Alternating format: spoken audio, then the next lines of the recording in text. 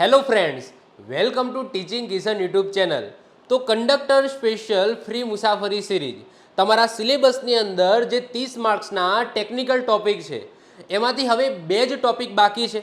કયા કયા સાહેબ? તો જુઓ, આ ટેકનિકલ ટોપિક છે, અહીંયા સામે ભારણ લખેલું છે, કેટલા માર્ક્સનું પૂછાય છે। એમાંથી સંપૂર્ણ રોડ સેફ્ટી આપણે કમ્પ્લીટ કરી દીધું। 8 કલાકની અંદર 5 લેક્ચર ટોટલ મેં લીધા છે। 10 માર્ક્સ ત્યાંથી તમારે કમ્પ્લીટ આવી જશે, એટલું જોઈ લો એટલે ઇનફ છે, બીજું કંઈ કરવાની જરૂર નથી।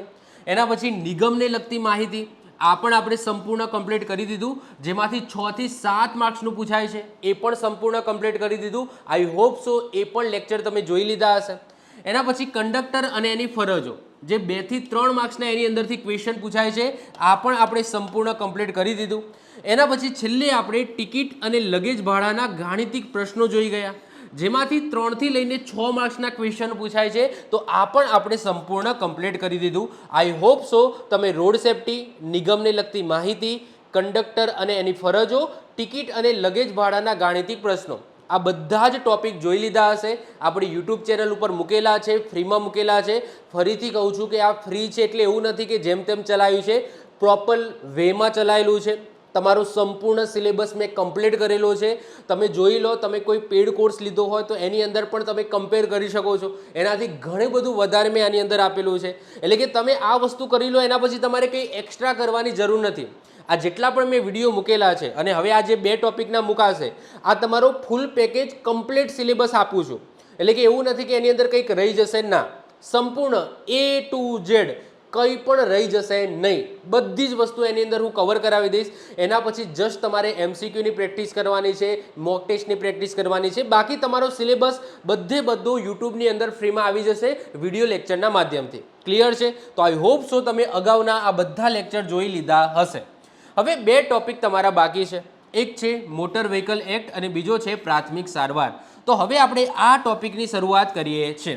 આ ટોપિકમાંથી 3 માર્ક્સથી લઈને 6 માર્ક્સ સુધીના ક્વેશ્ચન પૂછાય છે, એ રીતના મોટર વ્હીકલ એક્ટમાંથી પણ 3 થી લઈને 6 માર્ક્સ સુધીના ક્વેશ્ચન પૂછાય છે। આ 30 માર્ક્સના સિલેબસમાંથી ઓલરેડી 23 માર્ક્સનું સિલેબસ આપણે કમ્પ્લીટ કરી દીધો છે, માત્ર 7 માર્ક્સનો ટોપિક મતલબ કે કહેવાય કે સિલેબસ બાકી છે, તો એ પણ હવે ફટાફટ આપણે પૂર્ણ કરવાનો છે।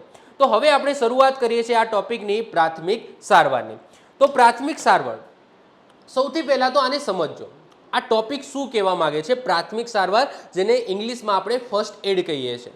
હવે પ્રાથમિક સારવાર તમે સાંભળો છો એટલે જો અહીંયા કંડક્ટરના પોઈન્ટ ઓફ વ્યૂથી જોઈએ, નિગમના પોઈન્ટ ઓફ વ્યૂથી જોઈએ કે આ ટોપિક કેમ મૂકવામાં આવ્યો છે અને આની જરૂરિયાત શું છે।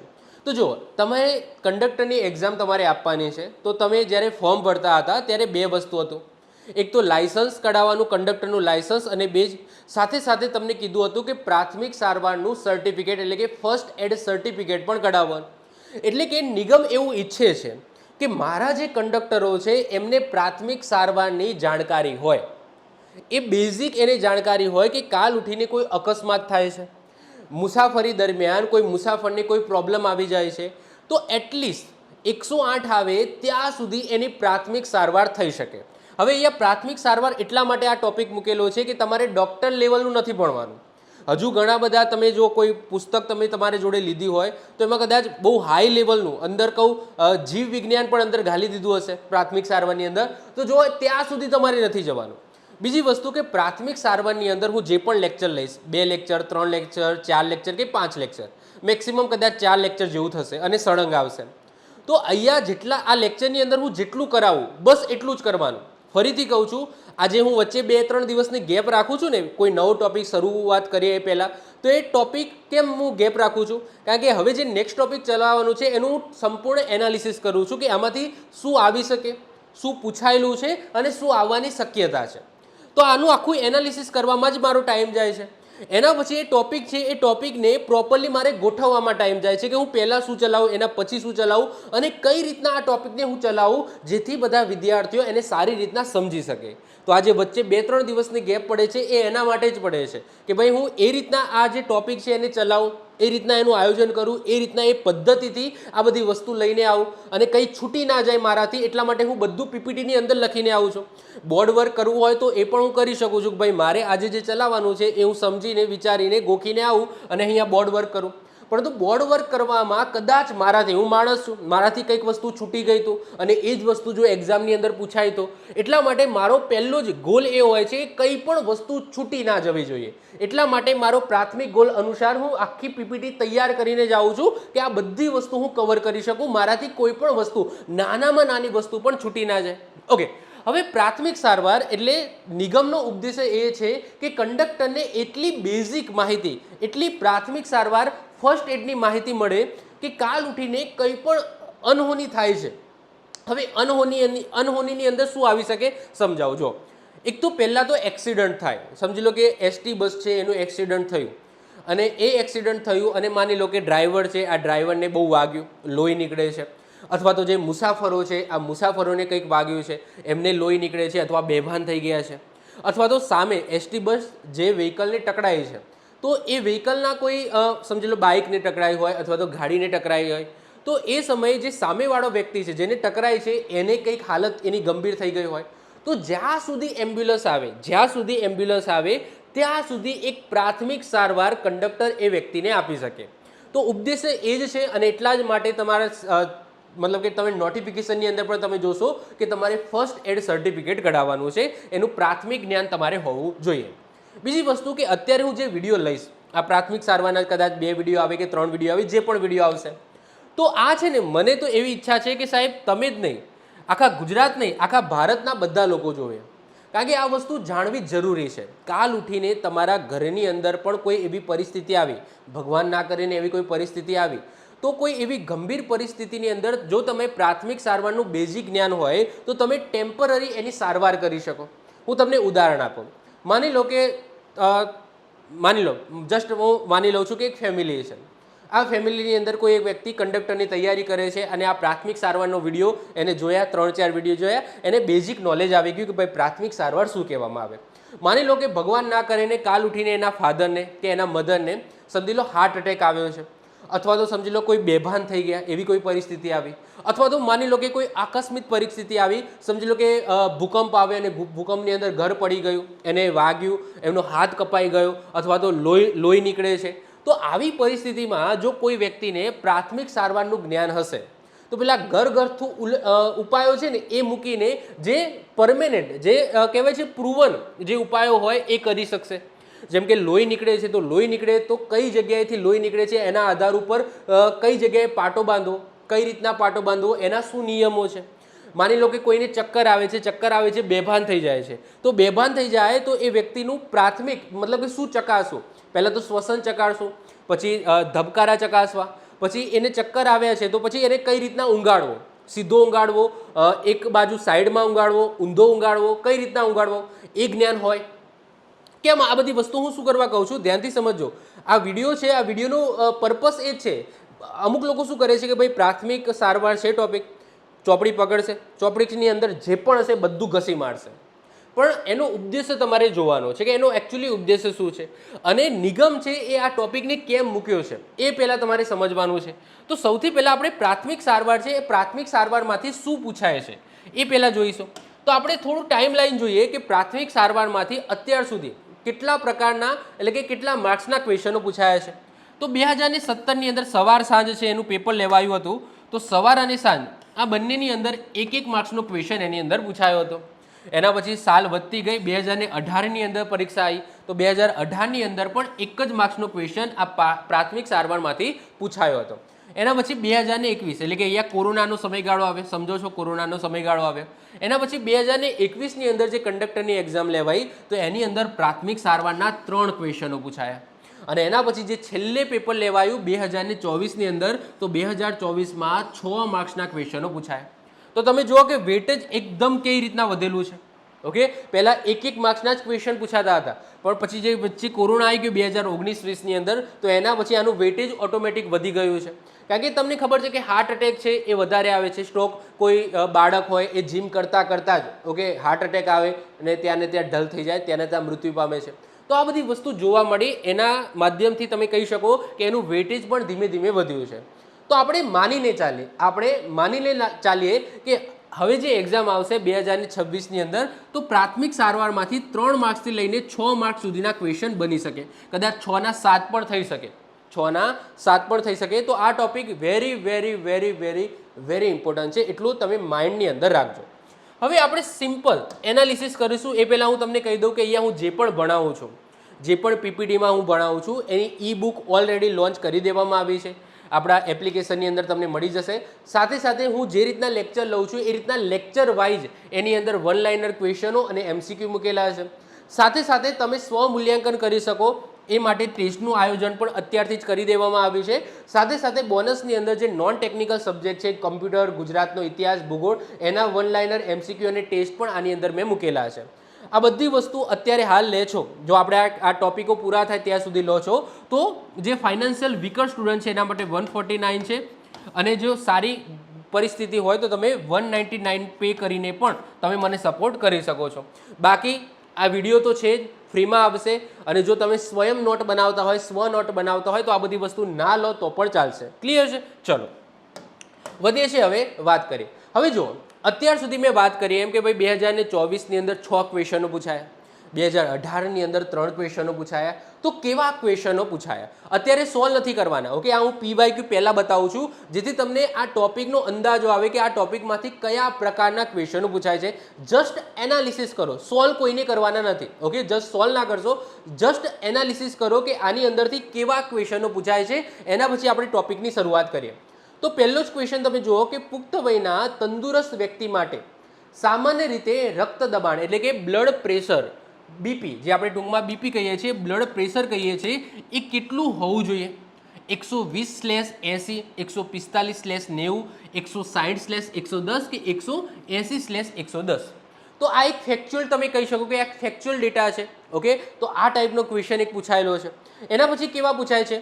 તો હાર્ટ એટેકના સમયમાં લોહીને પાતળું કરવા માટે કઈ તાત્કાલિક આપવામાં આવે છે દવા?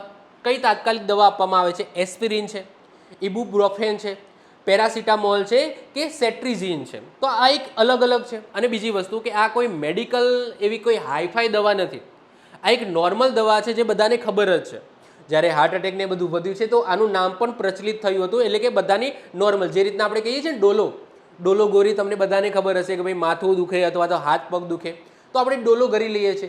તો એવી જ આ ગોળી છે. ઓકે, તો એ પણ આપણે ચલાવીશું. અત્યારે આપણે સોલ્વ નથી કરવાના. ફરીથી કહું છું, આ ક્વેશ્ચન પહેલાં એટલા માટે મૂક્યા પીવાયક્યુ કે તમને જસ્ટ અંદાજો આવે કે કયા પ્રકારના ક્વેશ્ચન પૂછાય છે. એના પછી આપણે ટોપિકની શરૂઆત કરીએ છીએ, અને જેમ જેમ ટોપિક લઈશું એમ પીવાયક્યુ પણ આપણે સોલ્વ કરવાના જ છે. ઓકે, એના પછી હવે ધ્યાનથી જોજો. સામાન્ય રીતે નીચેના પૈકી કઈ હાર્ટ એટેકની નિશાની નથી? હાર્ટ એટેકની નિશાની નથી. છાતીમાં દુખાવો, ઉબકા આવવા, એકદમ માથામાં દુખાવો કે શ્વાસ લેવામાં તકલીફ પડે. એટલે કે ટૂંકમાં જે પણ બીમારી થાય છે, હાર્ટ એટેક થાય છે, બીપી લો થાય છે, ચક્કર આવે છે, અથવા તો XY જો કોઈ વ્યક્તિ બળી જાય છે, ડાજુ, અથવા તો પાણીની અંદર ડૂબી જાય છે, જે પણ પરિસ્થિતિ હોય, તો એના લક્ષણો શું હશે? એટલે કે લક્ષણોવાળો ક્વેશ્ચન પૂછાયો છે કે એની નિશાની એટલે કે એનું લક્ષણ શું હશે. ઓકે, એના પછી કોઈ મુસાફર દાઝી જાય છે તો તાત્કાલિક શું કરવું જોઈએ? એટલે કે સારવાર, પ્રાથમિક સારવારનો ક્વેશ્ચન છે કે આવી પરિસ્થિતિ આવી, કોઈને હાર્ટ એટેક આવી તો શું કરવું, કોઈને સમજી લો કે ખેંચ આવી તો શું કરવું, કોઈને સમજી લો કોઈ દાઝ્યો એટલે કે કોઈ બળી ગયો તો શું કરવું, તરત પગલાં કયા લેવા? તો એ ટાઈપના ક્વેશ્ચન પૂછાય છે. એટલે કે ઘાની જગ્યા ઉપર ભીની માટી લગાવવી, ઘા કે બેન્ડેજથી બંધ કરવું, ઘા પર ઘી લગાડવું, ઘા ઉપર ઠંડુ પાણી નાખવું. તો આ ટાઈપના ક્વેશ્ચનો બને છે. હજુ આગળ વાત કરીએ. જો કોઈને ખેંચ આવે છે તો તાત્કાલિક શું કરવું જોઈએ? તો એના મોઢામાં રૂમાલનો ટુકડો ભરાવો, તેમને પાણી પીવડાવવું, આજુબાજુમાં એને ઈજા ના થાય એવી વસ્તુઓ છે હટાવી દેવી, અને પડખે સુવડાવવું, હલનચલન ના કરી શકે એ રીતના હાથ પગ બાંધી દેવા. તો અહીંયા પણ ક્વેશ્ચન શું પૂછાયો છે કે આવી પરિસ્થિતિની અંદર તમારે શું કરવાનું છે? તો આ જ નિગમનો ઉદ્દેશ્ય છે. નિગમનો ઉદ્દેશ્ય શું છે કે ભાઈ પ્રાથમિક સારવારની અંદર કોઈ વ્યક્તિને આવી કંઈક પરિસ્થિતિ આવે છે, હાર્ટ એટેક આવે, ખેંચ આવે છે, બળી જાય છે, પાણીની અંદર ડૂબી જાય છે, કે સાપ અથવા તો કોઈ સમજી લો કે વીંછીએ ડંખ માર્યો, આવી કોઈ કપરી પરિસ્થિતિ આવે છે, તો આવી પરિસ્થિતિની અંદર તમે શું કરશો? તો એ પરિસ્થિતિની અંદર પહેલાં તો લક્ષણો તમારે જોવાના કે કયા કયા લક્ષણો જોવા મળે છે, અને એના અનુસાર તમારે પ્રાથમિક પગલાં લેવાના છે. તમારે ડૉક્ટર બનવાનું નથી. ઓકે, યાદ રાખજો, તમારે ડૉક્ટર બનવાનું નથી. તમારે જસ્ટ પ્રાથમિક સારવાર તરીકે જ ભૂમિકા ભજવવાની છે. બાકીનું કામ ડૉક્ટર ઉપર છોડી દેવાનું. એટલે કે સિમ્પલ વસ્તુ છે કે એમ્બ્યુલન્સને ફોન તમારે કરવાનો, હવે એમ્બ્યુલન્સ આવે છે એ સમયગાળા દરમિયાન તમે શું કરી શકો, આ જ નિગમનો મેઇન ઉદ્દેશ્ય છે આ ટોપિક મૂકવાનો. પ્રાથમિક સારવાર કે તમે પ્રાથમિક સારવાર એને શું આપી શકો છો, તો એના જ ક્વેશ્ચનો તમે જોશો કે સૌથી વધારે છે કે કોઈ તમને હાર્ટ એટેક કે કોઈ બીમારી કે કોઈ પરિસ્થિતિ આપેલી હશે અને એ પરિસ્થિતિની અંદર તમે શું કરશો, શું કરવું જોઈએ, શું ના કરવું જોઈએ, શું કરવું જોઈએ, શું ના કરવું જોઈએ, એના સૌથી વધારે ક્વેશ્ચનો તમને જોવા મળશે. એના પછી જુઓ કે કોઈ મુસાફર દાઝી જાય છે તો તાત્કાલિક શું કરવું જોઈએ, 2024માં પૂછાયો છે. ઓકે, તો આ રીતના જો ઘા ઉપર ઠંડુ પાણી આ તે, ઓકે, એ જ વસ્તુ છે. એના પછી તમે જો આગળ આપણે જોઈએ કે નાની મોટી ઈજા થાય તો શેમાં બોળેલું રૂ છે એ ઘા ઉપર ચોંટાડવું, આ 2021માં પૂછાયો હતો. ઓકે, ટિંચર, બેન્ઝોઇન, ફિનાઇલ, આયોડિન, ORS. ઓકે, આના ક્વેશ્ચનો હું સોલ્વ કરાવીશ, આની થિયરી આખી સમજાવીશ, એના પછી ફરીથી આ ક્વેશ્ચન હું સોલ્વ કરાવીશ. તો આવા ક્વેશ્ચનો પૂછાય છે કે શું કરવું અને શું ના કરવું. એના પછી જુઓ કાર્ડિયાક મસાજ એટલે કે હૃદય મર્દન, એટલે કે તમે કહી શકો હાર્ટ એટેક જેવી પરિસ્થિતિ. તો હાર્ટ એટેક જેવી પરિસ્થિતિ આવે છે તો છાતીના મધ્યમાં તેને લંબ દિશામાં 1 મિનિટમાં કેટલા કંપન દરે કરવા, એટલે કે જે પેલી સિસ્ટમ છે ને, કોઈને છાતી બંધ થઈ ગઈ હોય, ઓકે, એકદમ શ્વાસ લઈ શકતો નથી, તો આપણે જે CPR આપીએ છીએ, ઓકે, તો એ CPR છે જે લંબ આપવામાં આવે છે, લંબ એટલે કે અહીંયા લખેલું છે લંબ દિશાની અંદર આપવામાં આવે છે. તો એનો દર કેટલો હોવો જોઈએ એવો ક્વેશ્ચન પૂછાયેલો છે. તો 45, 60, 80 કે 100 પર મિનિટ કેટલો દર હોવો જોઈએ આવો ક્વેશ્ચન પૂછાયેલો છે. તો અહીંયા પણ તમે જોઈ શકો છો કે શું કરવું શું ના કરવું એના જ ક્વેશ્ચનો છે. આગળ તમે જુઓ કે હાથની ધમનીમાંથી રુધિર સ્ત્રાવ થાય છે ત્યારે તેને અટકાવવામાં કયા દબાણ આપવું જોઈએ. તમને ખબર જ છે કે બ્લડ છે એ હૃદય છે એ પમ્પિંગ થાય છે, હૃદયનું કામ શું છે, પંપ કરવાનું છે. એ જ્યારે પંપ કરે છે તો આપણા શરીરની અંદર તમને 2 વેસલ જોવા મળશે, ધમની અને શિરા. આ નાનપણની અંદર આ બધું ભણ્યા હશો કે ધમનીની અંદર શુદ્ધ રુધિર છે એ વહે છે અને શિરાની અંદર અશુદ્ધ રુધિર. અશુદ્ધ મતલબ શું કે કાર્બન ડાયોક્સાઇડ વાળું, અને શુદ્ધ મતલબ શું કે ઓક્સિજન વાળું રુધિર. સમજો છો? તો ધમનીની અંદર શુદ્ધ રુધિર વહે છે, કાર્બન ડાયોક્સાઇડ વાળું રુધિર છે જે અશુદ્ધ રુધિર કહેવામાં આવે છે એ શિરાની અંદર વહે છે. તો અહીંયા ક્વેશ્ચન શું છે કે ધમની કપાઈ જાય છે, ઓકે, હાથથી સમજી લો ધમની કપાય છે. જો ધમની કપાશે ને તો ફૂલ પ્રેશરની અંદર પાણી છે એ મતલબ પાણી શું લોહી નીકળશે, ઓકે, ફૂલ પ્રેશરમાં લોહી નીકળશે. તો એને ત્વરિત બંધ કરવું જરૂરી છે. તો એને ત્વરિત બંધ કરવા માટે કઈ જગ્યાએ પ્રેશર આપવામાં આવે છે, તો આવા ક્વેશ્ચનો પણ પૂછાય છે, એ પણ હું સોલ્વ કરાવીશ. આખી થિયરી છે એને હું સોલ્વ કરાવીશ કે કઈ પરિસ્થિતિની અંદર કઈ જગ્યાએ દબાણ આપવાનું, એ આખી થિયરી આવશે, એ હું ડિટેલ્સમાં સમજાવીશ. ઓકે, તો ઘાની ઉપરની બાજુએ પ્રેસ કરવું, દ્વિમસ્તક સ્નાયુ પાસે, ત્રિમસ્તક સ્નાયુ પાસે કે ગળાના હાડકા આગળ પ્રેસ કરવું. તો આનો સોલ્વ નથી કરવાનો અત્યારે, જસ્ટ આ ટાઈપના ક્વેશ્ચન પૂછાય છે એટલું સમજો. પ્રાથમિક ચિકિત્સાના નિયમોમાં ABC તમને જોવા મળશે. આજે જ આપણે આ થિયરી સમજાવીશું. એમાં બીનો મતલબ શું થાય, આ બીનો મતલબ શું થાય છે, બોન્ડિંગ થાય છે, બિલ્ડિંગ થાય છે, બ્રીથિંગ થાય છે. બ્રીથિંગનો મતલબ શ્વાસ લેવો છોડવો, ઓકે, બ્રીથિંગ, અથવા ઉપર પૈકી એક પણ નહીં, આવા ક્વેશ્ચનો પૂછાય છે. ઓકે, હજુ આગળ વાત કરીએ કે કપાયેલા અંગ વાળા બેભાન દર્દીને કઈ રીતના હોસ્પિટલમાં લઈ જવું. કોઈનો હાથ કપાઈ ગયો હોય, કોઈનો પગ કપાઈ ગયો હોય, કોઈની આંગળી કપાઈ ગઈ હોય, તો આવા કોઈ વ્યક્તિ છે તો એને કઈ રીતના હોસ્પિટલ લઈ જવા માટે કઈ પરિસ્થિતિની અંદર એને હોસ્પિટલ લઈ જવું. ઊભો લઈ જવું, બેસાડીને લઈ જવું, સુવાડીને લઈ જવું, અથવા એક બાજુ સુવાડીને લઈ જવું, સીધો સુવાડીને લઈ જવું, ઊંધો સુવાડીને લઈ જવું, કે કઈ રીતના એને લઈ જવું, તો એવો ક્વેશ્ચન પૂછાયો છે. તો સૂતેલી હાલતમાં, તેડીને, ઉચકીને કે બેસાડીને, ઓકે, આવો ક્વેશ્ચન પૂછાયેલો છે. પછી મુસાફરી દરમિયાન કોઈને મધમાખી કરડી જાય તો તરત શું કરવામાં આવે છે. તુલસીનો રસ લગાડવામાં આવે છે, આદુનો રસ લગાડવામાં આવે છે, ડુંગળીનો રસ લગાડવામાં આવે છે કે લીંબુનો રસ લગાડવામાં આવે છે. ઓકે, તો અહીંયા તમે ક્વેશ્ચન જોશો ને, અહીંયા હું તમને જેટલા પણ ક્વેશ્ચન બતાવે તો આ ક્વેશ્ચનની અંદર તમે ધ્યાનથી જુઓ, ક્યાંય તમને જનરલ સાયન્સ દેખાય છે. હાલાકી મેં જનરલ સાયન્સ આખું જીવ વિજ્ઞાન આખું એની અંદર, ઓકે, બાયોલોજી જનરલ બાયોલોજી જેને કહીએ છીએ જનરલ બાયોલોજી, તો જનરલ બાયોલોજી જીવ વિજ્ઞાન જે કહીએ છીએ આખું યુટ્યુબની અંદર ફ્રીમાં ચલાવેલું છે. યુટ્યુબની અંદર જશો તો તમને જીવ વિજ્ઞાન પણ મળી જશે. પરંતુ ક્યારે પણ જીવ વિજ્ઞાન કંડક્ટરની તૈયારી કરતા હોય તો કરતા નહીં, જીવ વિજ્ઞાન કરવાનું નથી. જીવ વિજ્ઞાનની અંદર બોડીની અંદર જે પણ તંત્રો છે એ કઈ રીતના વર્ક કરે છે એવું ડિટેલ્સમાં આપેલું છે. ઘણી બધી પુસ્તકો મેં જોઈ છે, ઓકે, એની અંદર જીવ વિજ્ઞાન પણ બરાબર ઠૂસી દીધું છે. પરંતુ તમે ક્વેશ્ચન જોશો ને તો નોર્મલ ક્વેશ્ચનો પૂછાય છે, જીવ વિજ્ઞાનના ક્વેશ્ચનો પૂછાતા નથી. તમને માત્ર ને માત્ર પ્રાથમિક સારવારના જ ક્વેશ્ચનો પૂછાય છે. એટલે કે તમને કોઈ એક પરિસ્થિતિ આપેલી હશે, કોઈને હાર્ટ એટેક આવ્યું, કોઈને ખેંચ આવી, કોઈને મધમાખી કરડી, કોઈ સમજી લો કે કોઈ ડાજ્યું, બળ્યો, તો આવી પરિસ્થિતિની અંદર એના લક્ષણો શું દેખાય, એને કઈ ગોળી આપવી, એના માટે તમે પ્રાથમિક સારવારમાં કયા પગલાં લેશો, કયા નહીં લો. ઓકે, આ ટાઈપના ક્વેશ્ચનો જ પૂછાય છે. અને અમુક ફેક્ચ્યુઅલ ડેટા જેમ કે બીપી, નોર્મલ સામાન્ય વ્યક્તિનું બીપી કેટલું હોય, બ્લડ પ્રેશર કેટલું હોય, એવા ફેક્ચ્યુઅલ ડેટા પૂછાય છે. તો તમારે એ જ દિશામાં જવાનું છે. ઓકે, તમે કોઈ જો ખોટી દિશામાં ગયા તો એનો સિલેબસ છે ને 3 ગણો થઈ જશે. જો ખોટી દિશામાં ગયા તો ફરીથી કહું છું કે અહીંયા હું જે ચલાવું છું, હું 3 કે 4 લેક્ચર લઈશ પ્રાથમિક સારવારના, ભલે એ 1.5 કલાકના હોય, 2 કલાકના હોય, જે પણ આવે, હું ટોટલી સિલેબસ કમ્પ્લીટ કરાવીશ તમારા પ્રાથમિક સારવારનું. અહીંયા હું જે કરાવું છું, જેટલું કરાવું છું એટલું જ તમે કરજો. હું ટોટલી એનાલિસિસ કરીને આવે છું, શું પૂછાયેલું છે, શું પૂછાવાની શક્યતા છે. ઓકે, આ બંને વસ્તુ એનાલિસિસ કરીને આવે છું. તો ફરીથી કહું છું, હું જેટલું કરાવું, જે કરાવું યુટ્યુબની અંદર, એટલું જ તમારે પ્રાથમિક સારવારની અંદર કરવાનું છે. તમારા કોઈ માર્ક્સ છે એ પ્રાથમિક સારવારમાંથી કપાશે નહીં. ક્લિયર છે?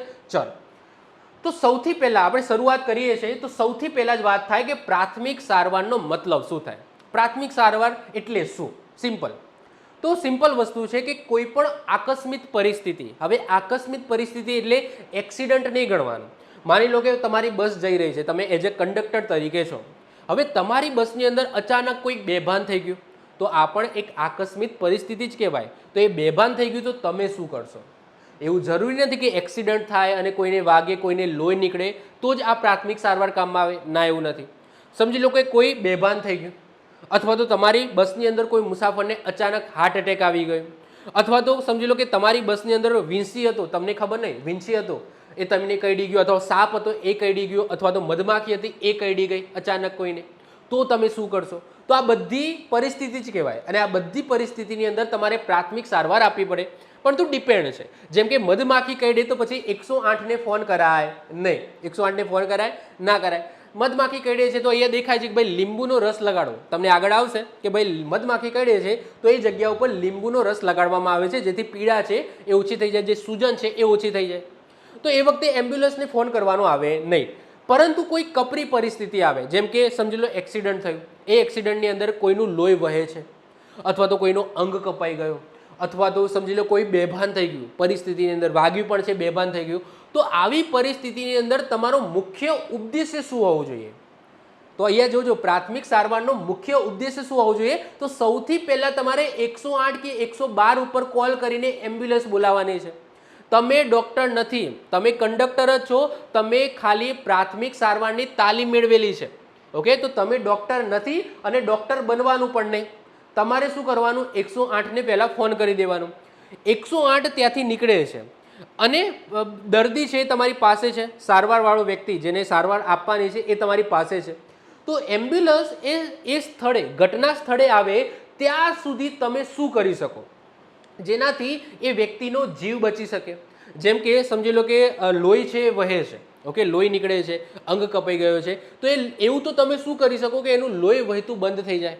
એને કઈ પરિસ્થિતિમાં સુવડાવો, એને કયા સમજી લો કે એક્ઝામ્પલ તરીકે વાત કરીએ કે એક્સિડન્ટ થયું છે. હવે એક્સિડન્ટ થયું છે, હવે માની લો કે તમે એવી જગ્યા ઉપર એક્સિડન્ટ થયું છે જ્યાં ખુલ્લા વાયર છે, ઓકે, ઇલેક્ટ્રિસિટી પસાર થઈ છે, ખુલ્લા વાયર ત્યાં પડ્યા છે, અથવા તો સમજી લો કે કોઈ એવી સ્થિતિ છે કે જ્યાં દિવાલે અથડાઈ છે બસ, અને એ બસ મકાન છે એ પડું જ થાય છે. તો તમારે પહેલું શું કરવાનું કે એ જગ્યાએથી એ જે દર્દી તો કહું, અથવા તો ઈજાગ્રસ્ત વ્યક્તિ, એ ઈજાગ્રસ્ત વ્યક્તિને પહેલાં તો ત્યાંથી બીજી જગ્યાએ ખસેડો. એ તમારું પહેલું કામ આવવું જોઈએ.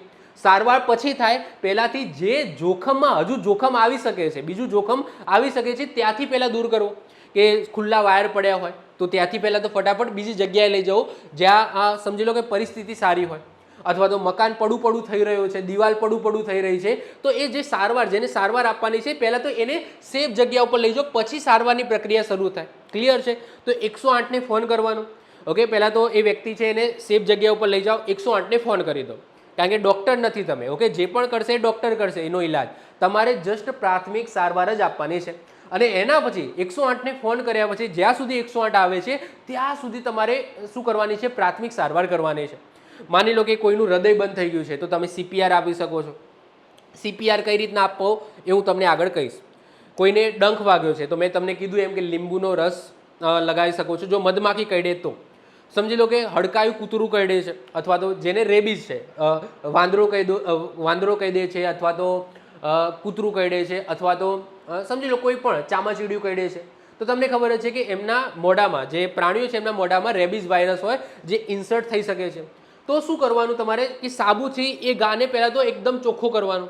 ઓકે, પાણી જે વહેતું પાણી છે, જે કહેવાય છે ચકલીના નીચે એ હાથ મૂકી દેવાનો, એ ગાને મૂકી દેવાનો અને સાબુથી ઘસ કરવાનું. તો આ બધી શું કહેવાય? પ્રાથમિક પરિસ્થિતિ કહેવાય, કે પ્રાથમિક તમે સારવાર કરી શકો છો. સમજો છો? પછી જે ઇન્જેક્શન ને બધું આપવાનું છે એ બધું ડૉક્ટર આપશે. ડૉક્ટર 108 માં લઈ જશે અને ડૉક્ટર પછી ઇન્જેક્શનને જે આપવાનું હશે એ બધું આપશે. એ પ્રક્રિયા ડૉક્ટરને હશે. તો પહેલું કામ શું છે તમારે, કે તમારે પહેલું માઇન્ડની અંદર રાખવાનું કે તમે ડૉક્ટર નથી. ઓકે, જ્યારે પણ પ્રાથમિક સારવાર આપતા હોય તો ડૉક્ટર નથી. અને તમારો એક મુખ્ય ઉદ્દેશ્ય એ હોવો જોઈએ કે જે પરિસ્થિતિ છે એનાથી વધારે પરિસ્થિતિ બગડે નહીં તમારા કારણે. શું કહું છું કે તમારે ડૉક્ટર બનવાનું નથી. સમજી લો કે એવું ના થાય કે તમે સારવાર આપો છો, એ સારવારથી પરિસ્થિતિ ઓર ગંભીર થાય. એટલે કે સમજી લો કે કોઈને લોહી વધતું હતું અને તમે કોઈ એવી સારવાર, એવી પરિસ્થિતિ કરી તો એનું લોહી વધતું વધી ગયું. સમજો છો? તો માઇન્ડની અંદર રાખવાનું કે તમે ડૉક્ટર નથી અને તમારે એ રીતના પ્રાથમિક સારવાર આપવાની છે કે એનું જોખમ વધે નહીં, ઘટે નહીં તો વાંધો નહીં, કશું ના કરશો તો વાંધો નહીં. 108 ને બોલાવીને રાહ જુઓ. કંઈ ના ખબર પડે તો 108 ને બોલાવીને તમે રાહ જુઓ, કંઈ ના ખબર પડે તો. પરંતુ તમે કોઈ એવી સારવાર કરો એનાથી એનું જોખમ વધવું ના જોઈએ. ઓકે, તો આ માઇન્ડની અંદર તમારે રાખવાનું છે. ક્લિયર છે? ઓકે, તો પ્રાથમિક સારવાર એટલે શું? કે કોઈ પણ વ્યક્તિને અચાનક ઈજા થાય, કોઈ પણ વ્યક્તિને અચાનક ઈજા થાય, અકસ્માત નડે કે અચાનક બીમારી પડે ત્યારે યોગ્ય ડોક્ટરી કે મેડિકલ સારવાર મળી શકે એ પહેલાં ઘટના સ્થળે જ તાત્કાલિક અને કામચલાઉ ધોરણે આપવામાં આવતી પ્રાથમિક મદદ કે સારવારને શું કહેવામાં આવે છે?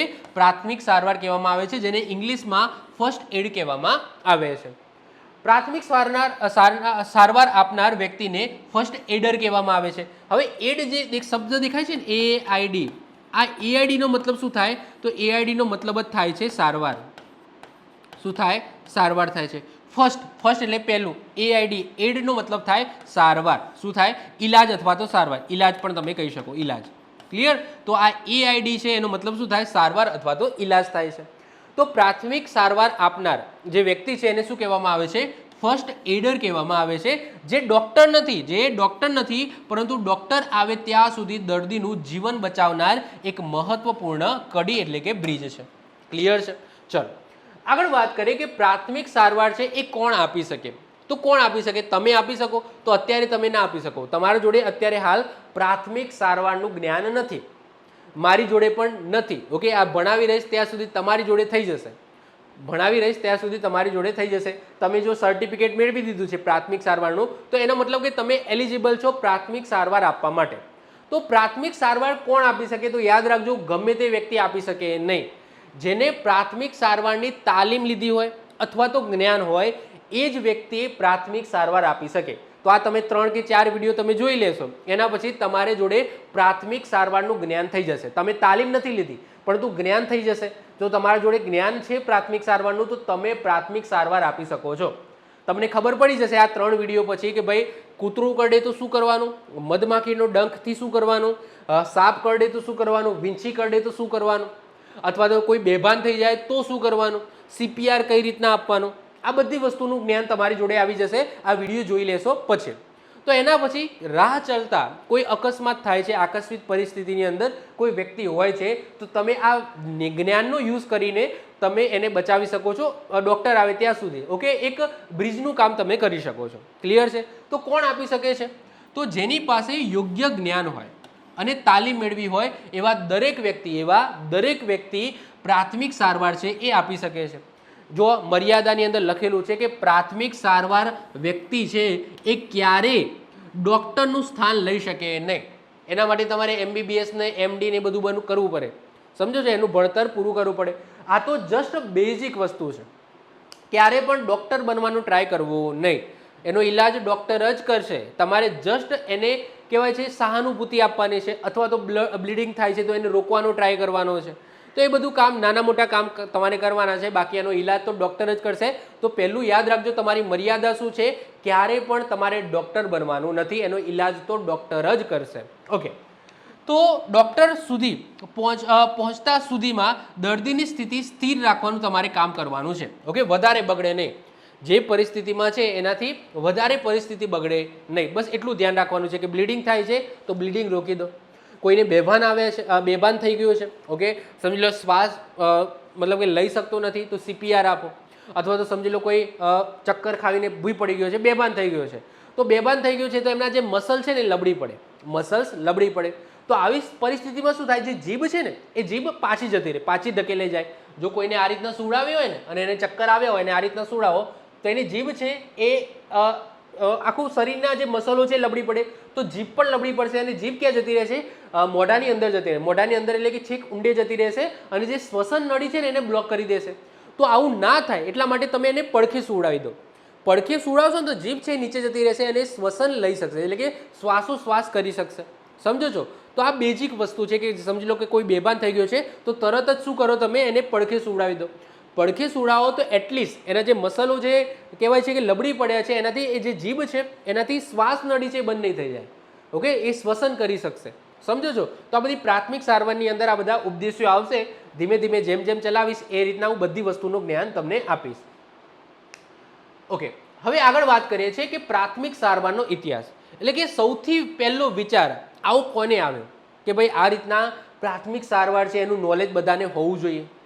અને આ રીતના મતલબ કે પહેલી વખત કોને આવો વિચાર કર્યો કે ભાઈ બધા લોકોને પ્રાથમિક સારવાર છે એનું જ્ઞાન આપો, જેથી કહેવાય છે કપરી પરિસ્થિતિની અંદર કદાચ ઈલાજ ના કરી શકે, પરંતુ જે પરિસ્થિતિ છે એ પરિસ્થિતિ ગંભીર થાય એ પહેલાં જ એનો થોડો ઘણો ઈલાજ થઈ જાય અને ગંભીર પરિસ્થિતિ ના થવા દે. ઓકે, એ નોર્મલ રહે, એટલે કે તટસ્થ પરિસ્થિતિ રાખવાનો ટ્રાય કરે. તો આવો જે પહેલો વિચાર છે, એક જર્મન સૈનિક ડૉક્ટર તમે કહી શકો, અથવા તો લશ્કરી ડૉક્ટર તમે કહી શકો, જેમનું નામ હતું એજમાર્ક સ્માર્ક. અહીંયા ઇમેજ પણ મૂકેલી છે. આ છે એજમાર્ક સ્માર્ક, જે જર્મનની અંદર, ઓકે, જર્મનની અંદર જે સૈનિકો હોય એ સૈનિકોના ડૉક્ટર હતા, જર્મન સૈનિકોના ડૉક્ટર હતા.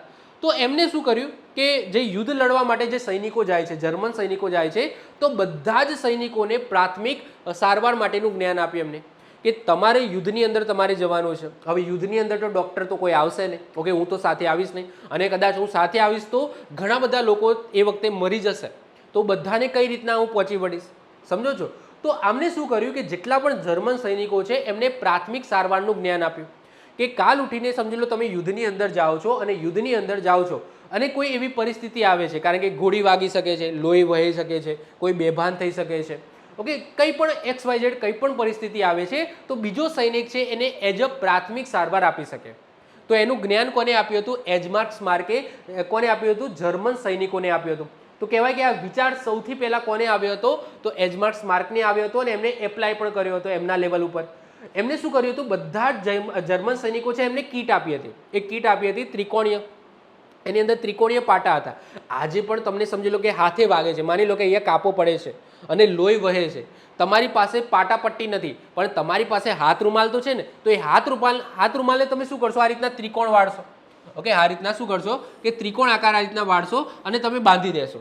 એટલું નોલેજ તો તમારી પાસે પણ છે કે લોહી વહે છે, તમારી પાસે દૂર દૂર સુધી પાટો બાંધવાનો કોઈ એવી વ્યવસ્થા નથી, તો તમારા જોડે જે હાથ રૂમાલ હોય એ હાથ રૂમાલને આ રીતના ત્રિકોણ વાળીને તમે એટલીસ્ટ એને બાંધી દેશો. આટલું તો તમે કરશો ને, તો યસ, એવા ત્રિકોણાકાર પટ્ટી પણ એ કીટની અંદર આમને આપી હતી. તો સૌથી પહેલો વિચાર, અને કહેવાય છે કે એમને પોતાના જર્મન સૈનિકો ઉપર એપ્લાય કર્યો હોય તો એવા વ્યક્તિ હતા એજમાર્ક સ્માર્ક. શું હતા? એજમાર્ક સ્માર્ક એમનું નામ હતું. અહીંયા તમે ઇમેજ એમની જોઈ શકો છો. ઓકે, હવે એમને 2 પુસ્તકો પણ લખેલા છે પ્રાથમિક સારવાર ઉપર. એ કહી શકાય કે 2 પહેલા પુસ્તકો જે પ્રાથમિક સારવાર ઉપર લખાયેલા હોય તો એમને 2 પુસ્તકો લખેલા છે. એક છે સમરાંગણમાં. ઓકે, સમરાંગણનો મતલબ શું થાય? સમરાંગણ, આનો મતલબ શું થાય? યુદ્ધ ભૂમિ.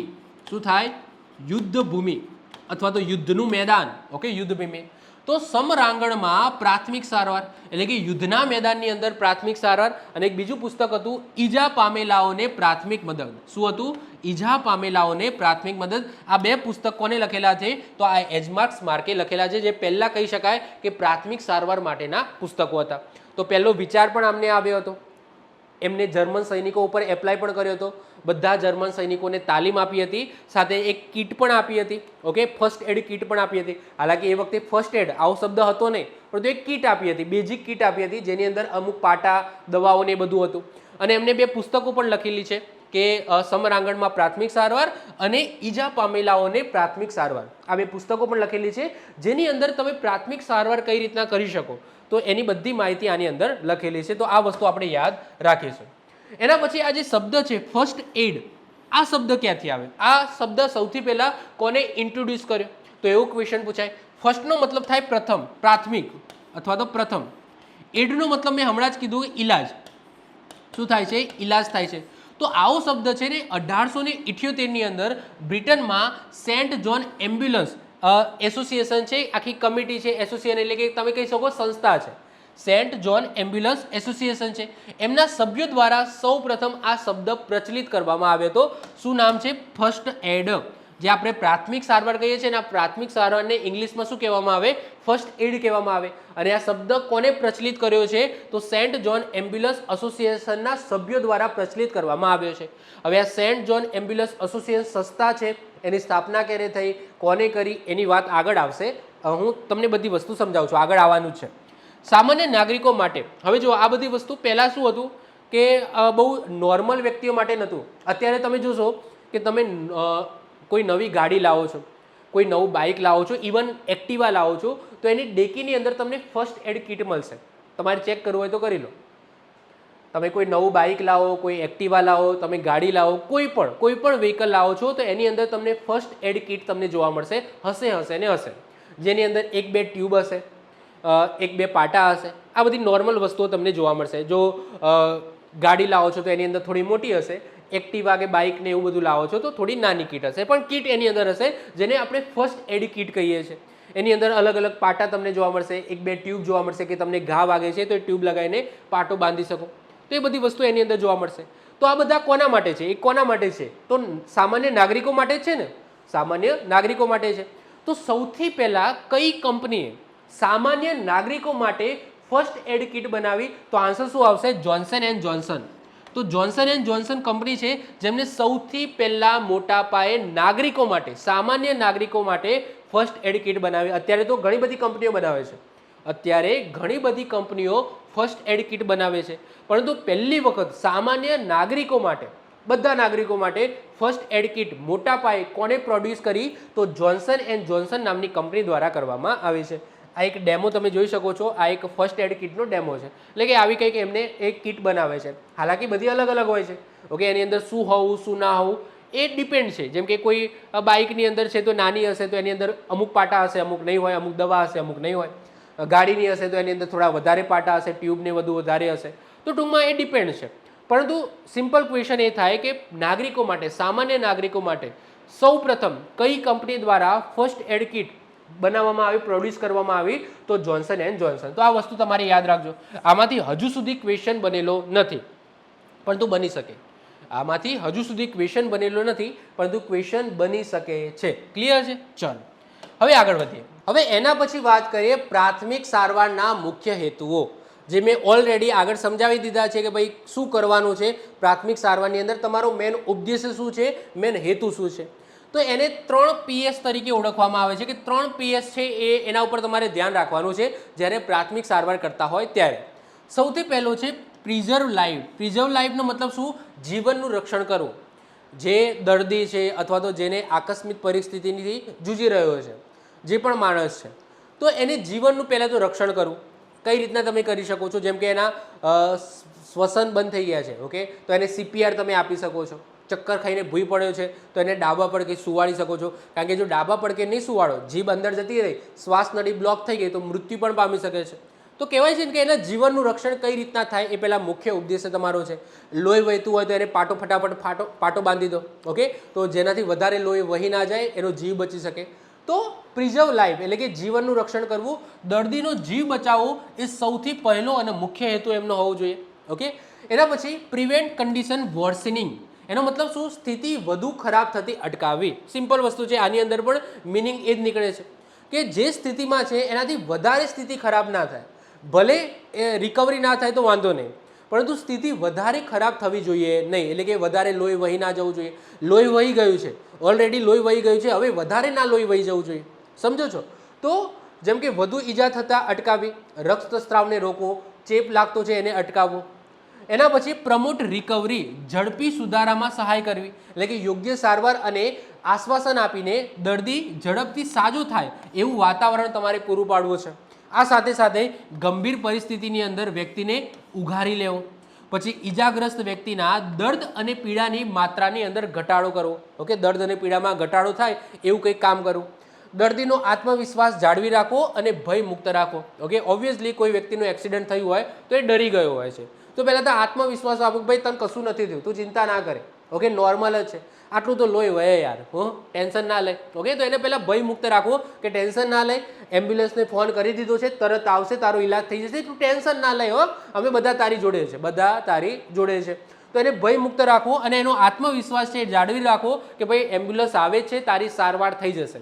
ઓકે, નીકળી ગઈ છે, રસ્તામાં જ છે, 2 મિનિટની અંદર એમ્બ્યુલન્સ આવતી હશે, તને ફટાફટ હોસ્પિટલ લઈ જઈશું, ફટાફટ તારી સારવાર થઈ જશે. તો એનો આત્મવિશ્વાસ જાળવી રાખો, એને ભય મુક્ત રાખો. તો આવું પણ તમે કરી શકો છો. તમારા જોડે ફર્સ્ટ એડ, માની લો કે પ્રાથમિક સારવારનું સર્ટિફિકેટ નથી, તમે પ્રાથમિક સારવારની તાલીમ નથી લીધી, પરંતુ એટલીસ્ટ એટલું તો કરી શકો છો ને, 108ને ફોન કરો. કોઈ પરિસ્થિતિ તમને દેખાય છે, કપરી પરિસ્થિતિ દેખાય છે, કોઈનું એક્સિડન્ટ થયું છે, કોઈ બેભાન થઈ ગયો છે, કોઈને હાર્ટ એટેક આવ્યો છે, તો એટલીસ્ટ 108ને ફોન કરી દો. એટલું તો તમે કરી શકો ને, 108ને ફોન કરી દો, એમ્બ્યુલન્સ આવી જશે. અથવા તો તમે એટલું કરી શકો, ભાઈ આશ્વાસન આપી શકો, જો એ ભાનમાં હોય તો એને આશ્વાસન આપી શકો, એક્સિડન્ટ થયું હોય તો ભાઈ ટેન્શન ના લઈ, આમ કરી દે, આમ કરીશું, ડૉક્ટર ફટાફટ આવી જશે, એમ્બ્યુલન્સ ફટાફટ આવી જશે, જે પણ તમે આશ્વાસન તો આપી શકો, એટલું તો તમે કરી શકો. આ બેઝિક વસ્તુ છે. ઓકે, હવે જો સંસ્થાઓની વાત કરીએ, સંસ્થાઓને અલગ અલગ ભણવાનો ટ્રાય કરતા નહીં. ઓકે, અહીંયા જેટલું આપેલું છે આટલું જ તમારે કરવાનું છે. ફરીથી કહું છું, સંસ્થાઓ 4 સંસ્થાઓ છે, એની માહિતી તમારી પાસે હોવી જોઈએ.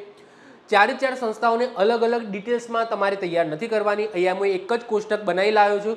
આ એક જ કોષ્ટકની અંદર જેટલી માહિતી છે એટલું તમારે કરવાનું છે. સાથે સાથે ભારતીય રેડ ક્રોસ સોસાયટી, આની થોડી વધારે માહિતી તમારે જોશે, જે આપણે નેક્સ્ટ સ્લાઇડની અંદર જોઈએ છે.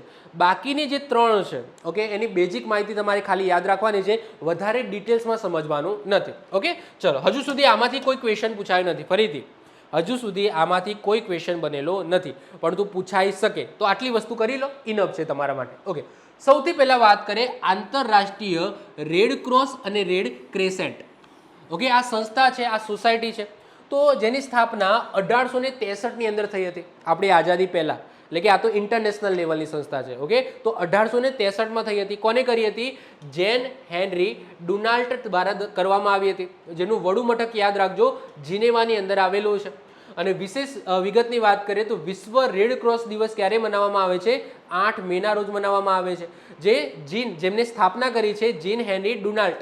તો આ ડુનાલ્ટના જન્મદિવસ, ઓકે, ડોનાલ્ટ નથી, ઓકે, ડુનાલ્ટ, તો ડુનાલ્ટના જન્મદિવસ ઉપર, ઓકે, આપણે વિશ્વ રેડ ક્રોસ દિવસ આપણે મનાવીએ છીએ. બસ આટલી માહિતી યાદ રાખો. હવે જે આંતરરાષ્ટ્રીય રેડ ક્રોસ અને રેડ ક્રેસન્ટ છે, તો આ એક એવી સંસ્થા છે કે જે કપરી પરિસ્થિતિની અંદર જે કોઈ વ્યક્તિ હોય, જેમ કે યુદ્ધ પરિસ્થિતિની અંદર જતા હોય, અથવા તો એવા કોઈ સમજી લો યુદ્ધની જ આપણે વાત કરીએ કે આકસ્મિક પરિસ્થિતિની અંદર હોય, તો એમને રક્ષણ કઈ રીતના આપવું, એને પ્રોવાઈડ કરવાનું કામ આ બધું કરે છે, બ્લડ ને બધું ઇન્ટરનેશનલ લેવલે. આ ઇન્ટરનેશનલ સંસ્થા છે. હવે આના અંતર્ગત દરેક દેશની અંદર તમને રેડ ક્રોસ સોસાયટી જોવા મળશે. આપણા ભારતની અંદર પણ તમને રેડ ક્રોસ સોસાયટી છે. આ ઇન્ટરનેશનલ લેવલની છે. આવી દરેક દેશની અંદર, ઓકે, જે પણ આની અંદર આવે છે એવા દરેક દેશની અંદર તમને રેડ ક્રોસ સોસાયટી જોવા મળશે. આપણા ભારતની અંદર પણ છે ઇન્ડિયન રેડ ક્રોસ સોસાયટી. ઉદાહરણ આપો, તમારી આજુબાજુ બ્લડ કેમ્પનું આયોજન થતું હશે, તો એની અંદર તમે જોશો ને તો રેડ ક્રોસ દ્વારા આયોજન કરાતું હશે. તમને એવું થતું હોય કે આ રેડ ક્રોસ શું છે? તો આ એક સંસ્થા છે. ઓકે, ભારતની અંદર એક સંસ્થા છે જે સ્વતંત્ર રીતના કામ કરે છે. સરકાર તો એનું કામ કરે જ છે, સરકાર તો એની રીતના કામ કરે છે, પરંતુ સાથે સાથે દરેક દેશની અંદર આવી એક રેડ ક્રોસ સોસાયટી બનાવેલી છે જે સરકારથી સ્વતંત્ર રહીને કામ કરે છે. સરકારથી સ્વતંત્ર રહીને એના અંડર જ કામ કરે છે, પરંતુ એના નીતિ નિયમોથી અલગ રહીને કામ કરે છે. જેમ કે બ્લડ બેંક છે, બ્લડ બેંકનું કહેવાય છે કે સંભાળવું, પછી બ્લડ ડોનેશન, બ્લડ ડોનેટ કરવા માટેનું પેલા જે કેમ્પ ને બધું લગાવવામાં આવે છે એ બધું કરવું, પછી કોઈ કપરી પરિસ્થિતિની અંદર સમજી લો કે જાગૃત કરવા લોકોને. તો આ બધા કામ છે એ કરતી હોય છે. આઈ હોપ સો તમને ખબર હશે. ઓકે, તમારી આજુબાજુ તમે જોશો કે બ્લડ કેમ્પનું આયોજન થતું હોય તો મોસ્ટ ઓફ ધ કેસની અંદર કોઈ પ્રાઇવેટ સંસ્થા ના હોય તો મોસ્ટ ઓફ ધ કેસની અંદર તમને ઇન્ડિયન રેડ ક્રોસ સોસાયટી તમને એનો લોગો પણ તમને જોઈ શકશો, એ પણ તમને જોવા મળશે. રેડ ક્રોસ લાલ કલરનું આવું નિશાન હશે. ઓકે, આ રીતના ચોરસ મતલબ કે આ રીતના લીટા કરેલા હશે, ક્રોસ કરેલું હશે. ઓકે, અને રેડ કલરનું હશે. ઓકે, બેકગ્રાઉન્ડ વ્હાઇટ હશે અને રેડ હશે. આ રીતના તમારે નિશાન જોવાનું. જો આવું નિશાન હોય તો સમજી લેવાનું કે આ રેડ ક્રોસ સોસાયટીનું છે, કારણ કે આવું નિશાન બીજા કોઈને વાપરવા દેવામાં આવતું નથી. આ માત્ર ને માત્ર રેડ ક્રોસ સોસાયટી માટેનું જ આ નિશાન છે. ઓકે, તો આ છે. એના પછી Saint John Ambulance, very very important તમારી એક્ઝામ માટે. કેમ? કારણ કે તમારી જે પ્રાથમિક સારવારનું જે સર્ટિફિકેટ છે ને એ કાં તો રેડ ક્રોસ સોસાયટી કાં તો સેન્ટ જોન એમ્બ્યુલન્સ એ કક્ષાનું હોવું જોઈએ, અથવા તો એ કક્ષા દ્વારા, એ સંસ્થા દ્વારા કોઈને પરમિટ આપેલી હોય, કોઈ એજન્ટોને કે કોઈ પ્રાથમિક સંસ્થાઓને પરમિટ આપેલી હોય તો ત્યાંથી જ તમારું સર્ટિફિકેટ છે એ ઇસ્યુ થયેલું હોવું જોઈએ. ઓકે, તો યાદ રાખજો, કંડક્ટરની તમારે જે સર્ટિફિકેટ કઢાવવાનું છે, ફર્સ્ટ એડ સર્ટિફિકેટ, એ યાદ રાખવાનું કાં તો રેડ ક્રોસ સોસાયટી એટલે કે રેડ ક્રોસ કાં તો સેન્ટ જોન એમ્બ્યુલન્સ. એને અંતર્ગત જે પણ સંસ્થા હોય, જે પણ એજન્સી હોય તો એ પૂછી લેવાનું, એ અંતર્ગતનું તમારે સર્ટિફિકેટ કઢાવવાનું છે. આની વાત આગળ પણ આપણે કરેલી છે.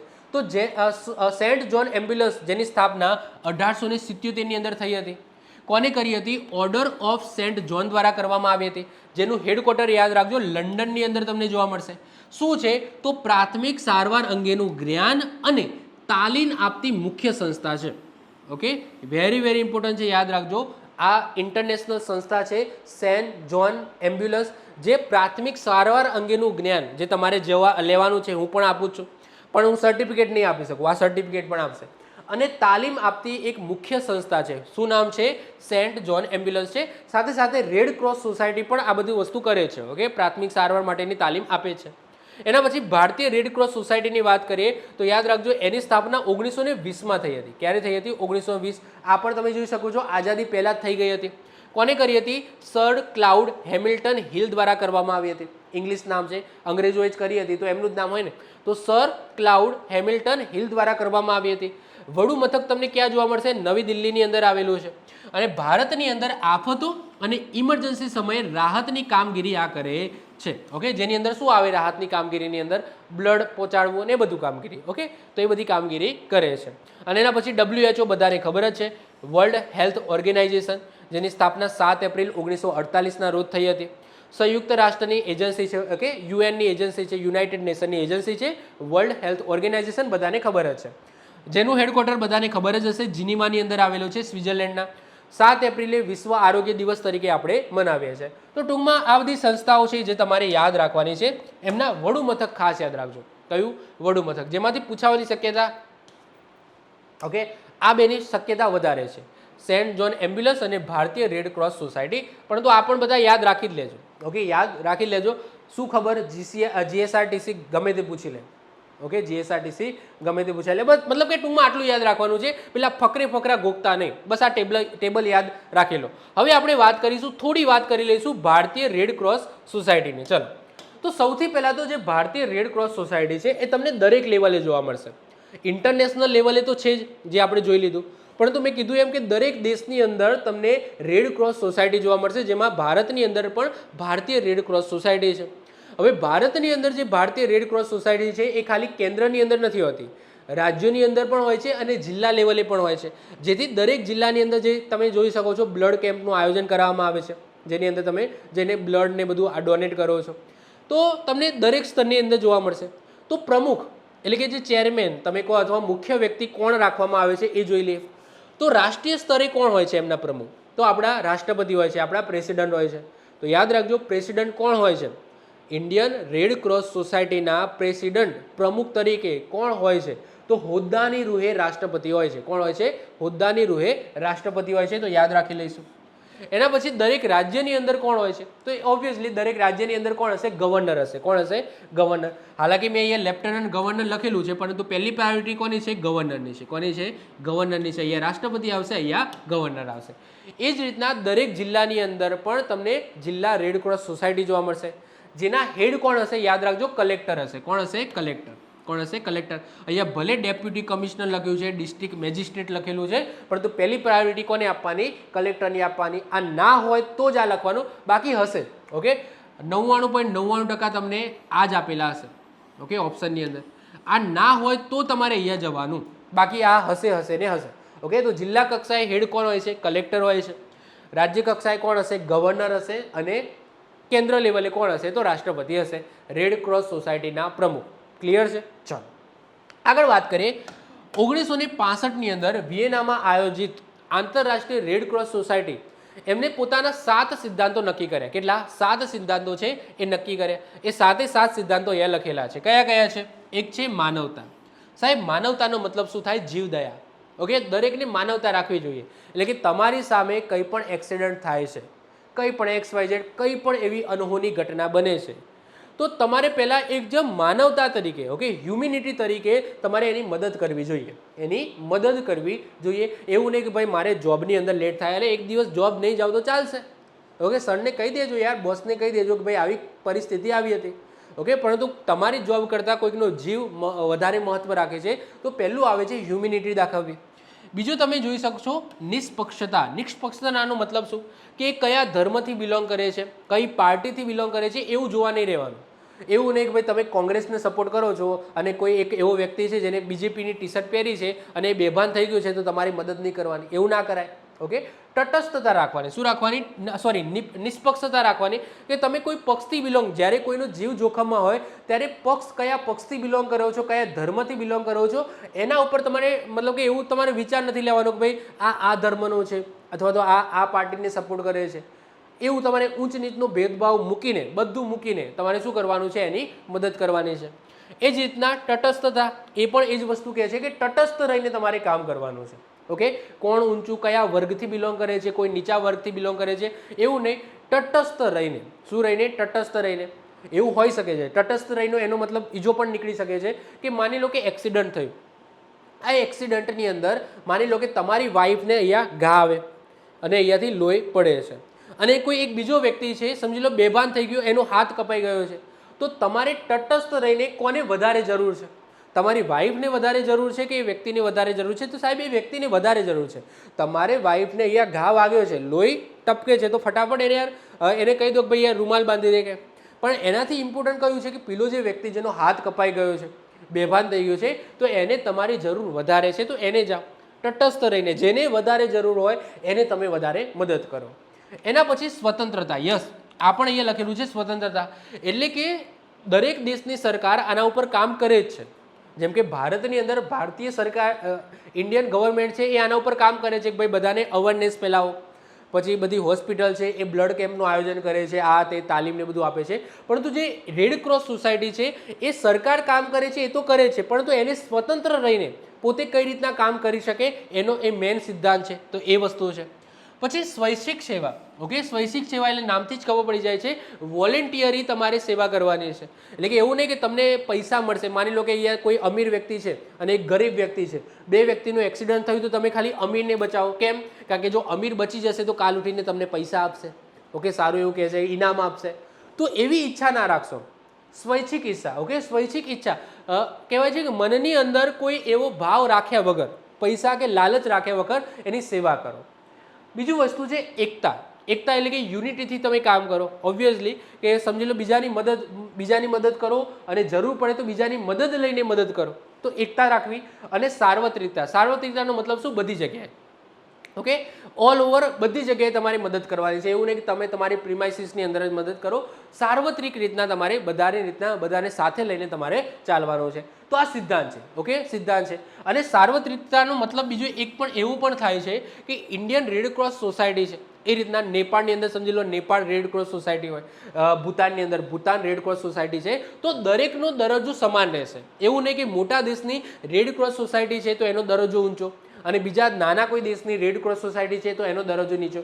તો અહીંયા સાર્વત્રિકતાનો મતલબ શું કહે છે કે આપણી જે રેડ ક્રોસ સોસાયટી છે જે દરેક દેશોની અંદર છે તો એક સમાન દરજ્જો ધરાવે છે, કોઈ ઊંચું કે કોઈ નીચું નથી. આપણે સાર્વત્રિક કામ કરવાનું છે. કેવું છે? સાર્વત્રિક રીતના કામ કરવાનું છે. તો આ જે 7 ઉદ્દેશ્ય છે એ કોના છે? રેડ ક્રોસ સોસાયટીના છે. ક્લિયર છે? ચલો હવે વાત કરીએ ચિહ્નની. તો યાદ રાખજો રેડ ક્રોસ સોસાયટીનું ચિહ્ન કેવું છે?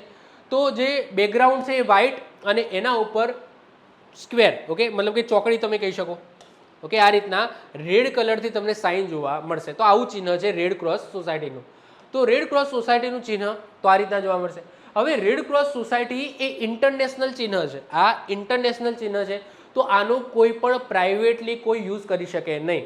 આ ચિહ્નનો ઉપયોગ માત્ર ને માત્ર રેડ ક્રોસ સોસાયટીના સભ્યો અને એને અનુરૂપ જે પણ સંસ્થાઓ હોય એ જ કરી શકે. સાથે સાથે લશ્કરી તબીબી સેવાઓ એટલે કે આર્મી મેડિકલ જે ક્રોપ્સ હોય એ કરી શકે. આના સિવાય કોઈ પણ કરી શકે નહીં. જો કોઈ કરશે તો એ રૂલ્સ પ્રમાણે ઓકે દંડ અથવા તો સજાને પાત્ર ગુનો બને છે. તો આટલું વસ્તુ ખાલી યાદ રાખી લેજો. તો રેડ ક્રોસ સોસાયટીના સભ્યો અને શાખાઓ સાથે સાથે લશ્કરી તબીબી સેવાઓ એટલે કે આર્મી મેડિકલ ક્રોપ્સ અને યુદ્ધ સમયના ઘાયલો બીમારોની સંભાળ રાખે એવી સંસ્થાઓ એ જ માત્ર ને માત્ર આ સિમ્બોલનો યુઝ કરી શકે છે. જો આ સિમ્બોલનો ઉપયોગ અનઅધિકૃત થાય છે તો એ ગેરકાયદેસર છે અને ગુનો બને છે અને તમને દંડ અને સજા પણ થઈ શકે છે. ઓકે, તો આટલી વસ્તુ તમારે યાદ રાખવાની છે. ઇન્ડિયન રેડ ક્રોસ સોસાયટીમાંથી આમાંથી ક્વેશ્ચન બની શકે છે. ઓકે, હવે આગળ વાત કરીએ પરીક્ષાલક્ષી થોડી એક્સ્ટ્રા માહિતી આપણે જોઈએ. હવે સૌથી પહેલાં અહીંયા એક શબ્દ તમને જોવા મળશે ગોલ્ડન અવર. ગોલ્ડન અવર એક્ઝામની અંદર ક્વેશ્ચન બની શકે. સાંભળજો, ગોલ્ડન અવરનો મતલબ શું થાય કે કોઈ અકસ્માત થાય છે, એ અકસ્માત થયા પછીનો જે પહેલો કલાક હોય એ દર્દી માટેનો જે પહેલો કલાક હોય પ્રિશિયસ સમય જે આપણે કહીએ છીએ. ઓકે, તો એને શું કહેવામાં આવે છે? ગોલ્ડન અવર કહેવામાં આવે છે. કારણ કે ગોલ્ડન અવરની અંદર જો એને સાર સંભાળ મળી ગઈ, એને પ્રાથમિક સારવાર મળી ગઈ તો એનો જીવ બચી શકે છે. તો એટલા માટે કોઈ પણ આકસ્મિક પરિસ્થિતિની અંદર અકસ્માત થયા પછીનો જે દર્દીનો પહેલો કલાક હોય છે જેની અંદર એને પ્રાથમિક સારવાર મળી શકે, એને તમે હોસ્પિટલ લઈ જાઓ અને હોસ્પિટલની અંદર જે કહેવાય ડૉક્ટર છે એની સારવાર કરી શકે. તો આ જે સમયગાળો છે એને શું કહેવામાં આવે છે? એ દર્દી માટેનો ગોલ્ડન અવર કહેવામાં આવે છે. તો આ ક્વેશ્ચન છે એક્ઝામની અંદર બની શકે. તો અકસ્માત કે ગંભીર ઈજા થવાના પ્રથમ 60 મિનિટ એટલે કે 1 કલાકના સમયગાળાને ગોલ્ડન અવર કહેવામાં આવે છે. આ સમય દરમિયાન આપેલી યોગ્ય પ્રાથમિક સારવાર દર્દીનો જીવ બચાવવામાં સૌથી વધારે અસરકારક નીવડે છે. હવે એના પછી ફર્સ્ટ એડની સાઇન અથવા સિમ્બોલ શું? આપણે રેડ ક્રોસનું તો જોઈ લીધું કે ભાઈ વ્હાઇટ બેકગ્રાઉન્ડ હોય એની અંદર લાલ કલરનો ક્રોસ કરેલો હોય, પરંતુ ફર્સ્ટ એડ એટલે કે પ્રાથમિક સારવાર એનો લોગો કેવો હોય છે? તો યાદ રાખજો, ગ્રીન કલરનું બેકગ્રાઉન્ડ હશે, એની ઉપર વ્હાઇટ કલરનો તમને ક્રોસ જોવા મળશે. આ દેખાય છે? તો આ ફર્સ્ટ એડનું સિમ્બોલ છે. એક્ઝામની અંદર પૂછી શકે કે પ્રાથમિક સારવાર એટલે કે ફર્સ્ટ એડ, આ ફર્સ્ટ એડનો સિમ્બોલ કેવો હોય છે, એની અંદર બેકગ્રાઉન્ડ કયા કલરનું હોય છે, અથવા તો કહી શકે કે એમાં જે ઉપર ક્રોસ કરેલો છે એ કયા કલરનો હોઈ શકે? તો બેકગ્રાઉન્ડ ગ્રીન કલરનું હોય છે અને ક્રોસ છે એ વ્હાઇટ કલરનો હોય છે. તો પ્રાથમિક સારવારનો વૈશ્વિક સંકેત લીલી પૃષ્ઠભૂમિ એટલે કે ગ્રીન બેકગ્રાઉન્ડ પર સફેદ ક્રોસ એટલે કે પ્લસનું નિશાન તમને જોવા મળશે. જો કે રેડ ક્રોસ સોસાયટીમાં તમને આગળ વાત કરીએ એમ સફેદ પૃષ્ઠભૂમિ હતી અને લાલ કલરનું સ્ક્વેરનું નિશાન તમને જોવા મળશે. એના પછી સેન્ટ જોન એમ્બ્યુલન્સ. તો સેન્ટ જોન એમ્બ્યુલન્સ એનું પ્રતીક, એનું ચિહ્ન તમને કેવું જોવા મળશે? તો બ્લેક કલરનું બેકગ્રાઉન્ડ જોવા મળશે. એમાં તમે જોશો કે 8 અણીદાર પ્લસના નિશાન જોવા મળશે. એટલે કે અહીંયા ડાયરેક્ટ તમને પ્લસ જોવા નહીં મળે, પરંતુ એવું લખેલું છે એના સિમ્બોલની અંદર કે 8 તમને અણીવાળા ક્રોસ તમને જોવા મળશે. તો સેન્ટ જોન એમ્બ્યુલન્સનું વાર્ષિક પ્રતીક કેવું છે? તો સિમ્પલ બેકગ્રાઉન્ડ બ્લેક છે, એના ઉપર 8 કેટલા છે તમે જુઓ, 8 આ શબ્દ યાદ રાખજો. કેટલા જોવા મળશે? 8 સફેદ કલરના તમને ક્રોસ જોવા મળશે. તો આવું કંઈક સિમ્બોલ એ સેન્ટ જોન એમ્બ્યુલન્સનું છે. હાલાકી તમે જોશો ધ્યાનથી તો અહીંયા કંઈ એવા ક્રોસ જોવા મળતા નથી, પણ તો એવું લખેલું એવું બોલાય છે. ક્લિયર છે? તો આનું નિશાન આવું કંઈક છે. ઓકે, સેન્ટ જોન એમ્બ્યુલન્સનું. તો આ ખાસ આપણે યાદ રાખીશું. બેકગ્રાઉન્ડ બ્લેક અને વ્હાઇટ કલરથી 8 તીવ્ર તમને ક્રોસ જોવા મળશે. આગળ વાત કરીએ પ્રાથમિક સારવારનું કાર્યક્ષેત્ર એટલે કે સ્કોપ ઓફ ફર્સ્ટ એડ, એટલે કે તમારે કઈ હદની રહીને તમારે સારવાર કરવાની છે. સ્કોપ, ઓકે, તમારે કયા હદમાં રહીને દર્દીની સારવાર કરવાની છે અથવા જેને આકસ્મિક પરિસ્થિતિ છે એને, એવા વ્યક્તિને, એવા સભ્યને, ઓકે, જે આકસ્મિક પરિસ્થિતિથી જૂજી રહ્યો છે તો એની તમારે સારવાર કરવાની છે. તો એના માટે સૌથી પહેલાં તપાસવું. ઓબ્વિયસલી કયા સ્ટેપની અંદર તમને જવાનું છે? પહેલાં તપાસવાનું, એના પછી સારવાર કરવી, અને ત્રીજા નંબરે શું છે તો વ્યવસ્થા કરવી. શેની વ્યવસ્થા કરવી? એમ્બ્યુલન્સની, એની વ્યવસ્થા કરવી. તો સૌથી પહેલાં તપાસવું. તપાસવું એ સૌથી પહેલું હોવું જોઈએ, કારણ કે કોઈને કોઈ પણ, માની લો કે XYZ, ઓકે, કોઈ ચક્કર ખાઈને ભૂઈ પડ્યું, તમારા બસની અંદર કોઈ ચક્કર ખાઈને ભૂઈ પડ્યું, તો સૌથી પહેલાં તમે શું કરશો? તો સૌથી પહેલાં તો તમે શું કરશો કે ભાઈ એના નાક નીચે આંગળી લગાવશો અને મહેસૂસ કરશો કે એ મતલબ કે એને જે શ્વસન ક્રિયા છે ચાલે છે કે નહીં, એ પહેલાં તમે ચેક કરશો. એના પછી ધબકારા ચેક કરશો કે ભાઈ ધબકારા છે ચાલે છે કે નહીં. જો નથી ચાલતા તો મેં તમને કીધું CPR ને બધું તમે કરી શકો છો. એ આગળ આવશે CPR કઈ રીતના આપવો ને બધું, ઓકે. તો પહેલાં એને તપાસ કરો. એવું નહીં કે ભાઈ તપાસ કર્યા વગર સીધો ઇલાજની શરૂઆત કરો. પહેલાં તપાસ કરો કે એની પરિસ્થિતિ શું છે. ધબકારા ચાલુ છે, શ્વસન ક્રિયા ચાલુ છે, એની બોડી તપાસો, ગરમ તો નથી થઈ ગઈ ને, ઓકે. તો આ બધી જે પરિસ્થિતિ છે એ તમારે ચકાસવાની. તો સૌથી પહેલું સ્ટેપ તમારું શું આવશે? તપાસો. તો એટલે કે બનાવની વિગતો તમારે મેળવવી કે અકસ્માત કઈ રીતના થયો, દર્દીના લક્ષણો એટલે કે સિમ્ટમ્સ શું છે, દર્દી જે જણાવે તે, જેમ કે દુખાવો થાય છે અથવા તો ચિહ્નો અને નિશાની એટલે કે સાઇન, એટલે કે તમારી જાતે કરો, મતલબ કે બેભાન હોય તો તમને નહીં બતાવે, પરંતુ માની લો કે ભાનમાં છે, હજુ ભાનમાં છે, તો સમજી લો કે હાર્ટ એટેક આવવાનો હોય તો પહેલાં દુખાવો શરૂ થાય, ખભામાં દુખાય ને એક બાજુ છાતીમાં દુખાય, ભાર જેવું લાગે. તો આ બધા સિમ્ટોમ એ કે, ઓકે, એ જે દર્દી છે એ કહેશે કે ભાઈ મને આવું બધું થાય છે, જેનાથી તમને અંદાજો લગાવી શકો કે આને હાર્ટ એટેક આવવાનો છે. પરંતુ એ જો બેભાન થઈ ગયો છે તો બેભાન થઈ ગયો છે તો એને જોવાનું ભાઈ લોહી નીકળે છે ને કોઈ જગ્યાએ સોજો આવેલો છે, એનું બોડી ગરમ થઈ ગયું છે, એની શ્વસન ક્રિયા ચાલુ છે કે નહીં, એના ધબકારા ચાલુ છે કે નહીં, તો એવી સાઇનથી.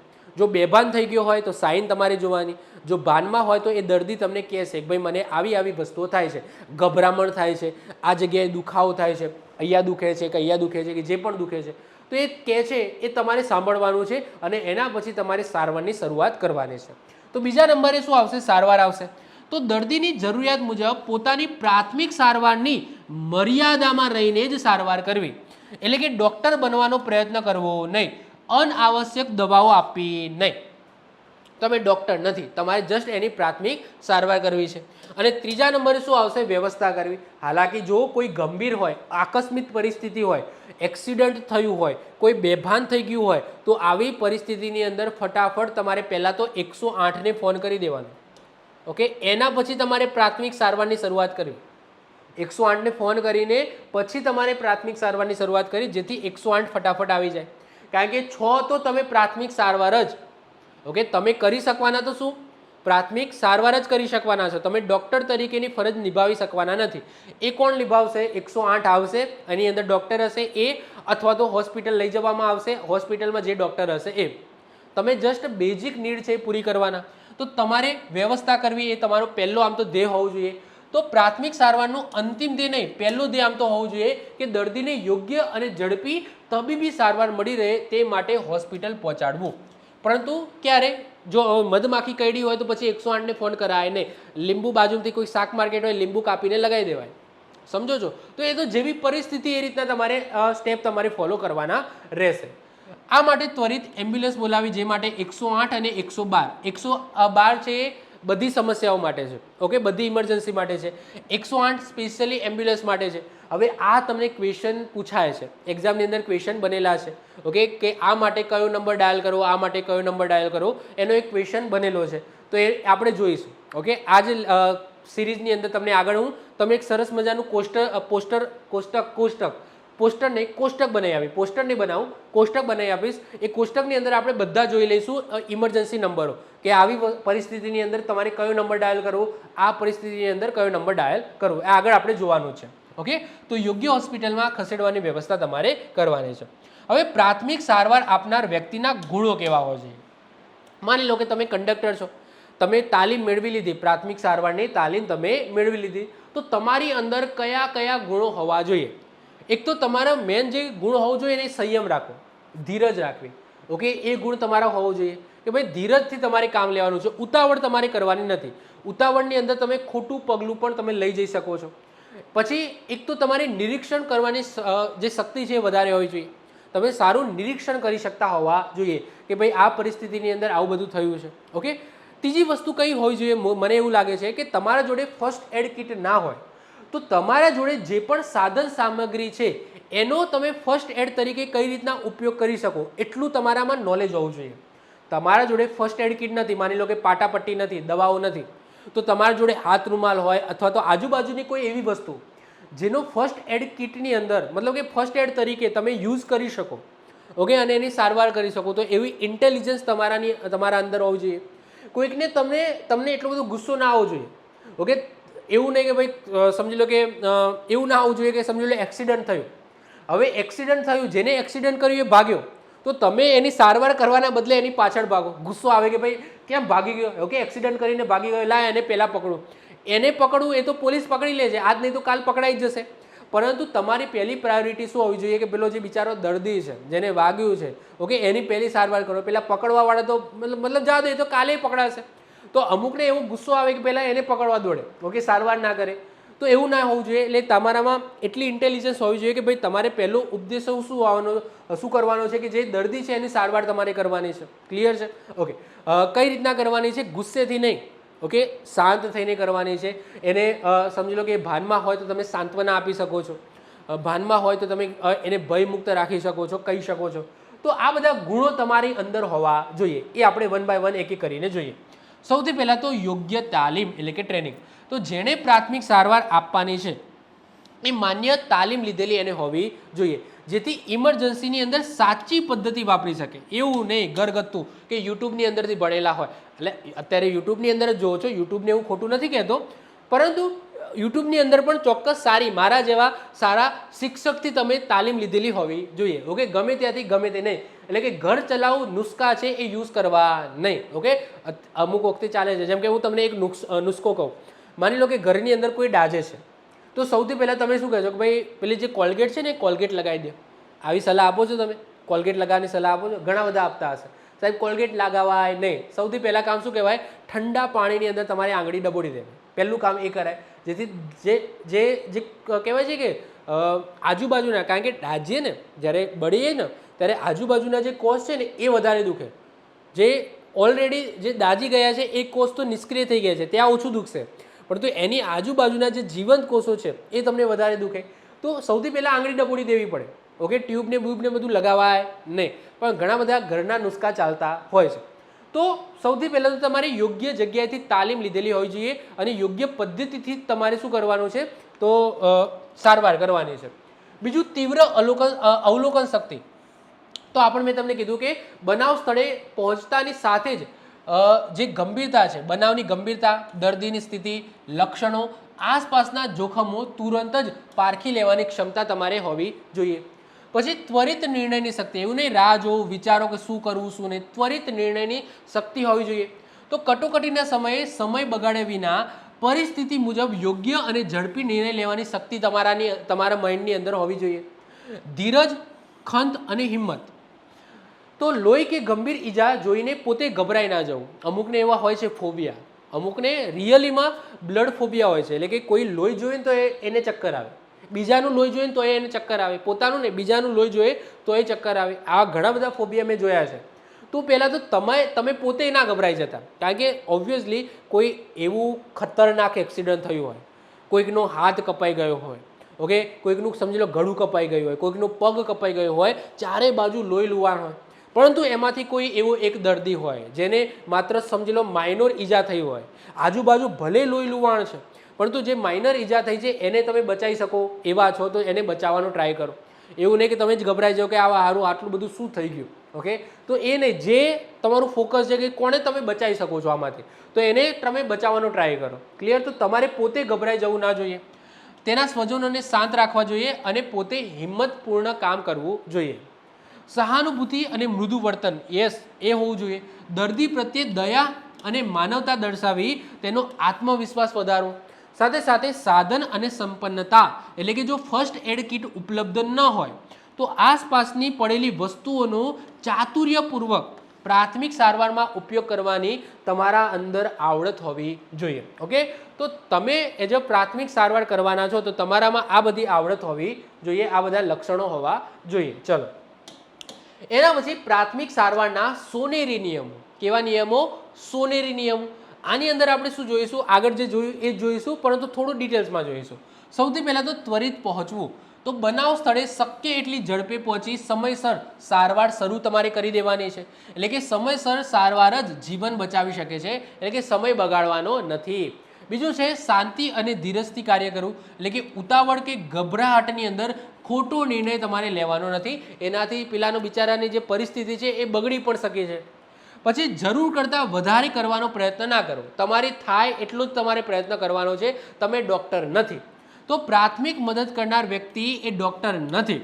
જેટલી તાલીમ મળી છે એટલું જ તમારે કરવાનું છે અને એટલું જ કાર્ય કરવાનું એટલું જ જરૂરી છે. વધારે કાર્ય તમારે કરવાનું નથી. તમારું કાર્ય માત્ર પ્રાથમિક સારવાર પૂરતું જ મર્યાદિત હોવું જોઈએ. મેં ફરીથી કીધું, તમે માત્ર ને માત્ર પ્રાથમિક સારવારની જ તાલીમ મેળવી છે તો તમારું કાર્ય એટલું જ હોવું જોઈએ. ડૉક્ટર તમારે બનવાનું નથી. એના પછી ભીડ નિયંત્રણ. કારણ કે જ્યારે પણ એક્સિડન્ટ થાય છે આજુબાજુ ભીડ થઈ જાય છે તો સાહેબ એ ભીડ છે ને દર્દી માટે કહેવાય ને કે હાનિકારક છે. કારણ કે મેન દર્દીને એ સમયે વધારે ઓક્સિજનની જરૂર હોય તો આજુબાજુની બધા લોકો મતલબ કે આગા કરો એ પ્રોપરલી એ શ્વસન ક્રિયા કરી શકે, એટલે કે પૂરતો ઓક્સિજન લઈ શકે, ગભરાહટ ના થાય એને, ગભરાટ નહીં ગભરામણ ના થાય એને. તો લોકોને દર્દીની આસપાસ એકઠા અને ભેગા થવા દેવા નહીં, જેથી દર્દીને પૂરતા પ્રમાણમાં તાજી હવા મળી રહે.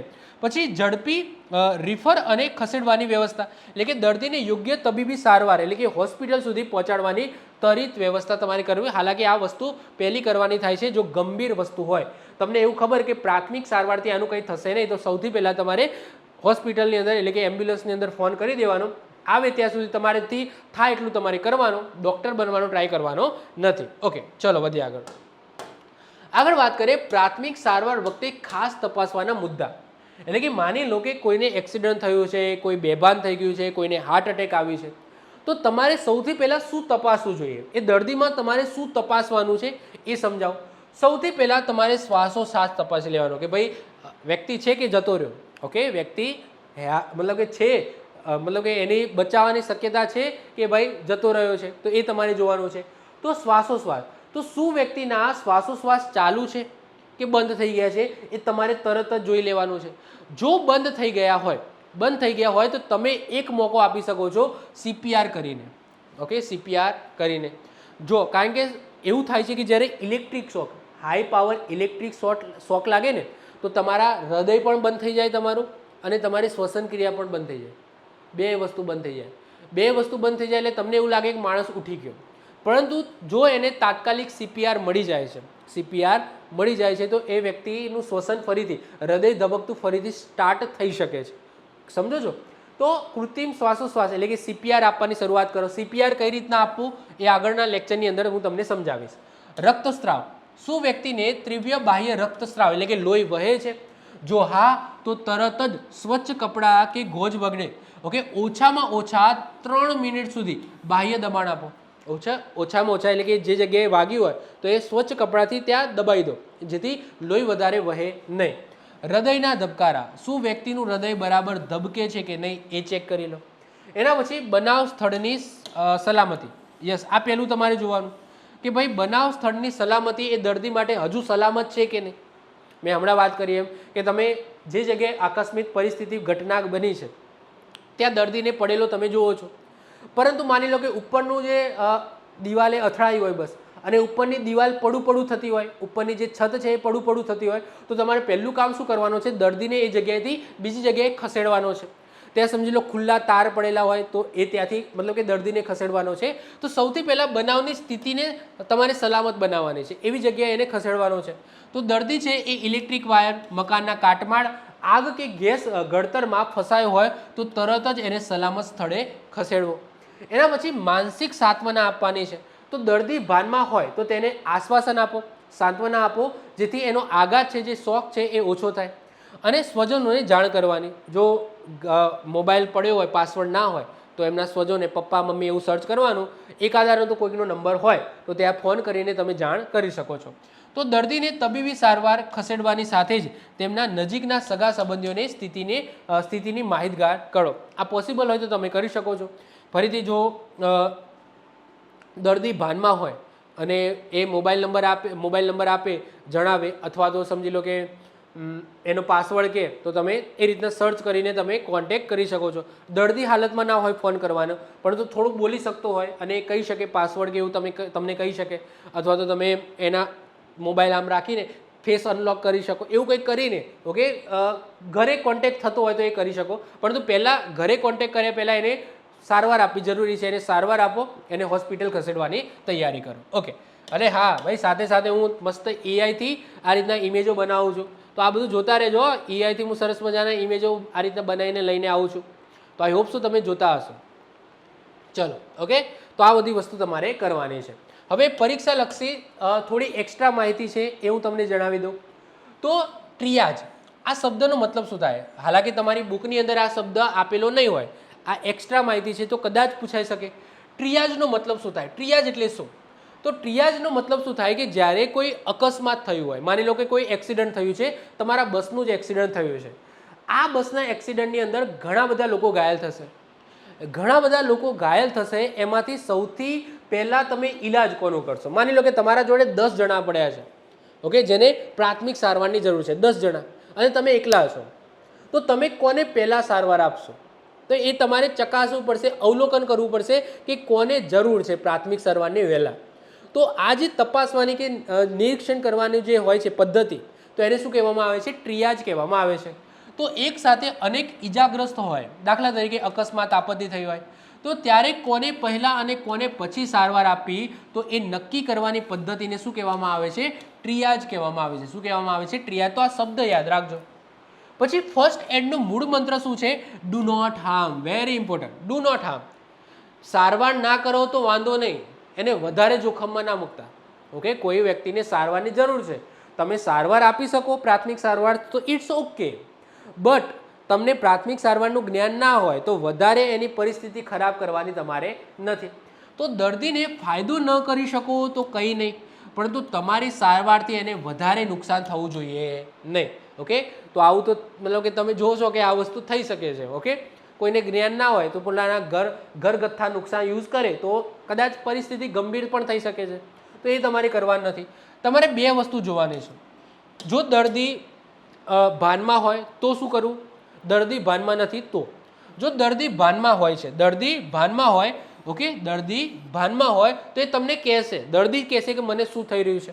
તો દર્દી જે અનુભવે અને આપણને જણાવે, જેમ કે છાતીની અંદર દુખાવો થાય છે, ચક્કર આવે છે, ઉબકા આવે છે, આ કોણ જણાવશે? દર્દી જણાવશે, જેને આપણે લક્ષણો કહીશું.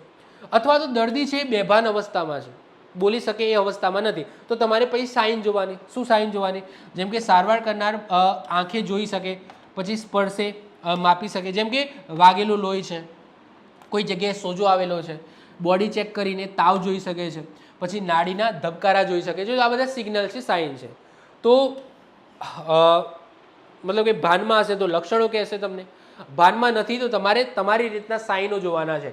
એના શ્વાસોશ્વાસ ચેક કરો, નાડીના ધબકારા ચેક કરો, બોડીનું ટેમ્પરેચર તમે ચેક કરો, સાથે સાથે તમે જુઓ કે કોઈ જગ્યાએથી લોહી વહે છે તો એ ચેક કરો, સોજો આવેલો છે એ ચેક કરો. તો એના ઉપરથી તમારે અંદાજો લગાવવાનો થાય છે. તો ચિહ્નો અને લક્ષણો, આ 2 વસ્તુ તમારે જોવાની હોય છે. ઓકે. હવે એના પછી વાત કરીએ પ્રાથમિક સારવારમાં શરીર રચનાના જ્ઞાનનું મહત્વ.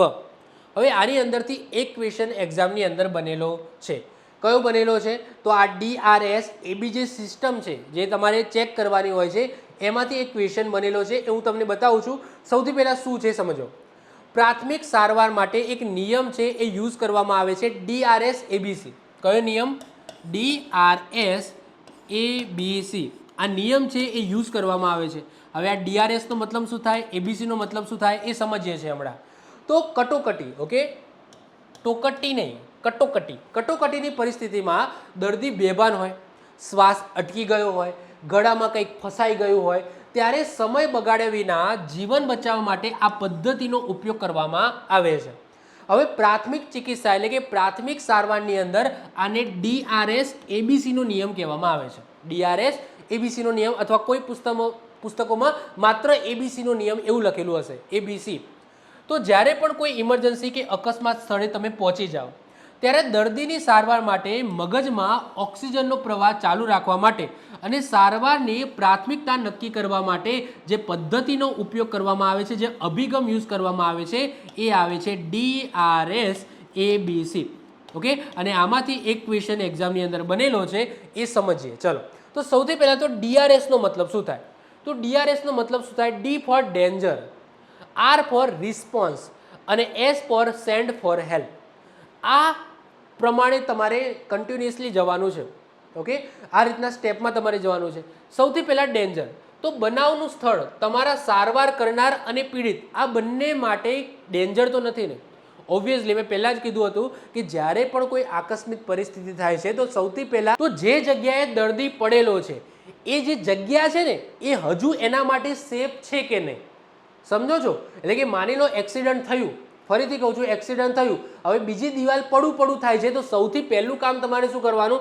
એ જગ્યાએથી એને ખસેડવો, દર્દીને પહેલાં તો એ જગ્યાએથી સેફ જગ્યા ઉપર લઈ જવો. તો એ છે D ફોર ડેન્જર, એટલે કે ખતરો અને જોખમ.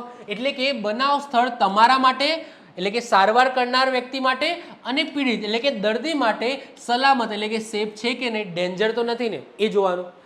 આનો મતલબ થાય રિસ્પોન્સ, એટલે કે પ્રતિભાવ, ચેતના. દર્દીના ખભા હળવેથી હલાવીને અને એને પૂછો, જો એ ભાનમાં ના આવ્યું હોય, ભાનમાં ન હોય તો આમ હલાવો એટલે ભાનમાં કદાચ આવી જાય, અને ભાનમાં હોય તો પૂછો. શું પૂછવાનું? કે તમે ઠીક છો કે નહીં? શું તમે ઠીક છો કે નહીં? આવું પૂછવાનું. ઓકે, આવું પૂછવાનું. આ બીજું કામ. બેભાન થઈ ગયું હોય તો હલાવો, એને ખભા પકડીને હલાવો, ભાઈ કદાચ ભાનમાં આવી જાય, પોસિબિલિટી છે કે ભાનમાં આવી જાય, એવું તમે કરો બીજા સ્ટેપના.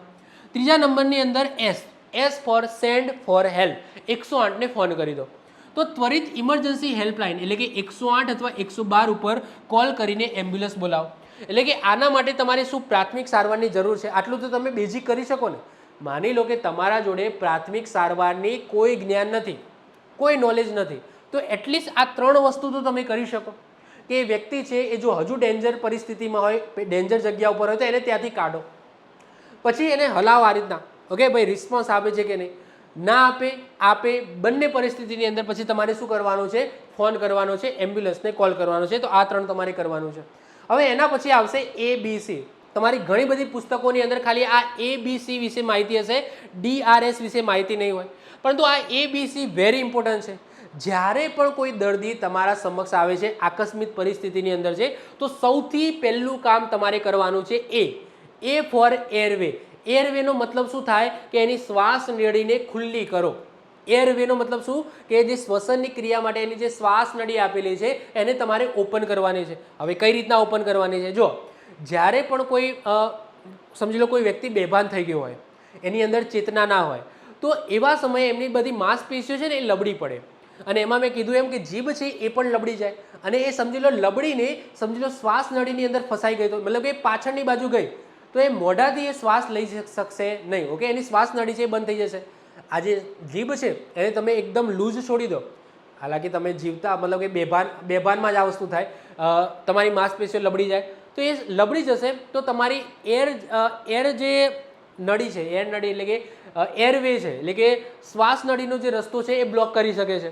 તો સૌથી પહેલાં તમારે શું કરવાનું? એને કોઈ પણ એક સાઈડે, ઓકે, જમણી બાજુ કે ડાબી બાજુ કોઈ પણ એક સાઈડે એને ફેરવી દેવાનું એ દર્દીને, જેથી જે જીભ છે એ સાઈડમાં જતી રહે અને જે એરવે છે એ ખુલ્લો થઈ જાય. તો સૌથી પહેલું કામ તમારે એ કરવાનું છે. બીજા નંબરે B ફોર બ્રીથિંગ. બ્રીથિંગનો મતલબ શું? કે એકચ્યુઅલી હવે એ શ્વાસ લઈ શકે છે કે નહીં, એને તમે પડખે સુવડાવી દીધો, પછી તમારે આંગળી છે એ તમે નાક ઉપર લઈ જઈ શકો છો, અથવા તો તમારા કાન છે એ એના નાક ઉપર લઈ જઈ શકો છો, અને તમારે મહેસૂસ કરવાનું કે વ્યક્તિ શ્વાસ લે છે કે નહીં. ઓકે, શ્વાસ લે છે કે નહીં. જો શ્વાસ નથી લેતો, શ્વાસ બંધ થઈ ગયો છે, એનો મતલબ કે એની શક્યતા છે કે હવે તમે CPR આપો. ઓકે, બહુ ઓછી શક્યતા હોય, પરંતુ તમારે CPR આપવાનો હોય. CPR થી ચાન્સીસ છે કે એનું હૃદય છે એ સ્ટાર્ટ થઈ શકે અને ફરીથી એ શ્વાસ લેવાનું શરૂ કરી દે. સમજો છો? તો તમે CPR આપી શકો છો, તો CPR તમારે આપવાનો છે. અને ત્રીજું છે C ફોર સર્ક્યુલેશન, એટલે કે જે ધમની છે એના ઉપર આંગળી મૂકીને એના ધબકારા છે એ તમે ચેક કરી શકો. સર્ક્યુલેશન એટલે કે લોહી છે બરાબર સર્ક્યુલેટ થાય છે કે નહીં. ઓકે, તો એની જે ધબકારા છે, જે તમને ખબર હોય કે બ્લડ વેસલની અંદર પણ તમે ધબકારા સાંભળી શકો. જેમ કે હૃદય છે, હૃદયમાં તો ધબકારા સંભળાય, પરંતુ આંગળી તમે અહીંયા મૂકો ને તો અહીંયા પણ તમને ધબકારા સંભળાય. તો એ તમારે ચેક કરવાનું છે. તો આ પદ્ધતિ તમારે યુઝ કરવાની છે. તો ચલો ફટાફટ જોઈ લઈએ. એ ફોર એરવે, એટલે કે શ્વાસ નળી તપાસવી. તો દર્દી બેભાન થાય ત્યારે મોંની માંસપેશીઓ છે ઢીલી પડતા જ જીભ પાછળ ઢળી જવાથી શ્વાસ નળી બંધ થઈ જાય છે. તો માથું પાછળ નમાવીને શ્વાસ માર્ગ છે એ ખુલ્લું કરો. આમ પાછળ નમાવી દો અથવા તો એને પડખે સુવડાવી દો. બેસ્ટ વે એને પડખે સુવડાવી દો. હા, પરંતુ જો હાથ બાત કપાઈ ગયો હોય તો પછી પડખે ના સુવડાવાય. ઓકે, પરંતુ કોઈ એની ઈજા નથી થઈ, કોઈ ગંભીર ઈજા કે બ્લડ છે મતલબ કે સમજી લો કે નથી વહેતું નથી, તો એને બેટર છે કે તમે એને પડખે સુવડાવી દો. પડખે સુવડાવી દો તો ઓટોમેટિક એની શ્વાસ નળી છે ખુલ્લી થઈ જશે. બી ફોર બ્રીથિંગ, એટલે કે શ્વાસની તપાસ. તો દર્દીના મોં પાસે લઈ જઈ શ્વાસ મહેસૂસ કરો અને છાતીનું હલનચલન જુઓ. ઓકે, છાતીનું હલનચલન જુઓ કે શ્વાસ લે છે કે નહીં. 5 થી 10 સેકન્ડ જુઓ. તો શ્વાસ બંધ હોય તો કૃત્રિમ શ્વાસ એટલે કે CPR છે એ તમે શરૂ કરી દો. એના પછી C ફોર સર્ક્યુલેશન, એટલે કે રક્ત પરિભ્રમણ. તો ગરદનની બાજુમાં આવેલી કેરોટીડ ધમની ઉપર આંગળી મૂકીને નાડી કે ધબકારા ચકાસો. અહીંયા પણ ધબકારા તમને સંભળાય, અહીંયા પણ તમને સંભળાય, ઘણી બધી જગ્યાએ તમે ધબકારા જોઈ શકો. એટલે કે ધબકારા ચાલુ છે કે નહીં. ઓકે, બ્લડ સર્ક્યુલેશન બરાબર થાય છે કે નહીં. ઓકે, તો એ તમે ચેક કરી શકો. તો અહીંયાથી ક્વેશ્ચન બનેલો છે. ઓકે, શું ક્વેશ્ચન બનેલો છે? તો ABC પદ્ધતિમાં બી એટલે શું? જો આ ક્વેશ્ચન બનેલો છે 2018ની અંદર, આ ક્વેશ્ચન બનેલો છે કે પ્રાથમિક ચિકિત્સાના નિયમો જે ABC છે એમાં બીનો મતલબ શું થાય? બોન્ડિંગ, બિલ્ડિંગ, બ્રીથિંગ કે ઉપર પૈકી એક પણ નહીં. તો આન્સર શું આવશે? C is the right answer, breathing. બ્રીથિંગનો મતલબ શ્વાસ લે છે કે નહીં દર્દી. ઓકે, તો આવો ક્વેશ્ચન એક્ઝામની અંદર બનેલો છે, તો આમાંથી ક્વેશ્ચન બની શકે છે. તો આ સાથે આપણો પાર્ટ 1 પ્રાથમિક સારવારનો અહીંયા પૂર્ણ થાય છે. નેક્સ્ટ લેક્ચરની અંદર હજુ આપણે પ્રાથમિક સારવારને આગળ વધારીશું અને બીજી માહિતીની ચર્ચા કરીશું. આઈ હોપ સો તમને લેક્ચર ગમ્યો હશે. લેક્ચર ગમ્યો હોય તો લેક્ચરને લાઇક કરી દો, મિત્રો સાથે શેર કરી દો. હજુ પણ આ ચેનલ ઉપર નવા આવી ગયા હોય તો યાર, કંડક્ટરની તૈયારી હું ફ્રીમાં કરાવું છું, તો ચેનલને સબસ્ક્રાઇબ કરી દેજો અને બાજુમાં બેલ આઇકન છે એ પણ દબાવી દેજો, જેથી કોઈ વિડીયો અપલોડ કરું તેની નોટિફિકેશન તમને મળતી રહે અને તમારો કોઈ પણ વિડીયો મિસ ના થાય. તો મળીશું નેક્સ્ટ લેક્ચરમાં. બાય, ઓલ ધ બેસ્ટ, જય હિન્દ, જય ભારત.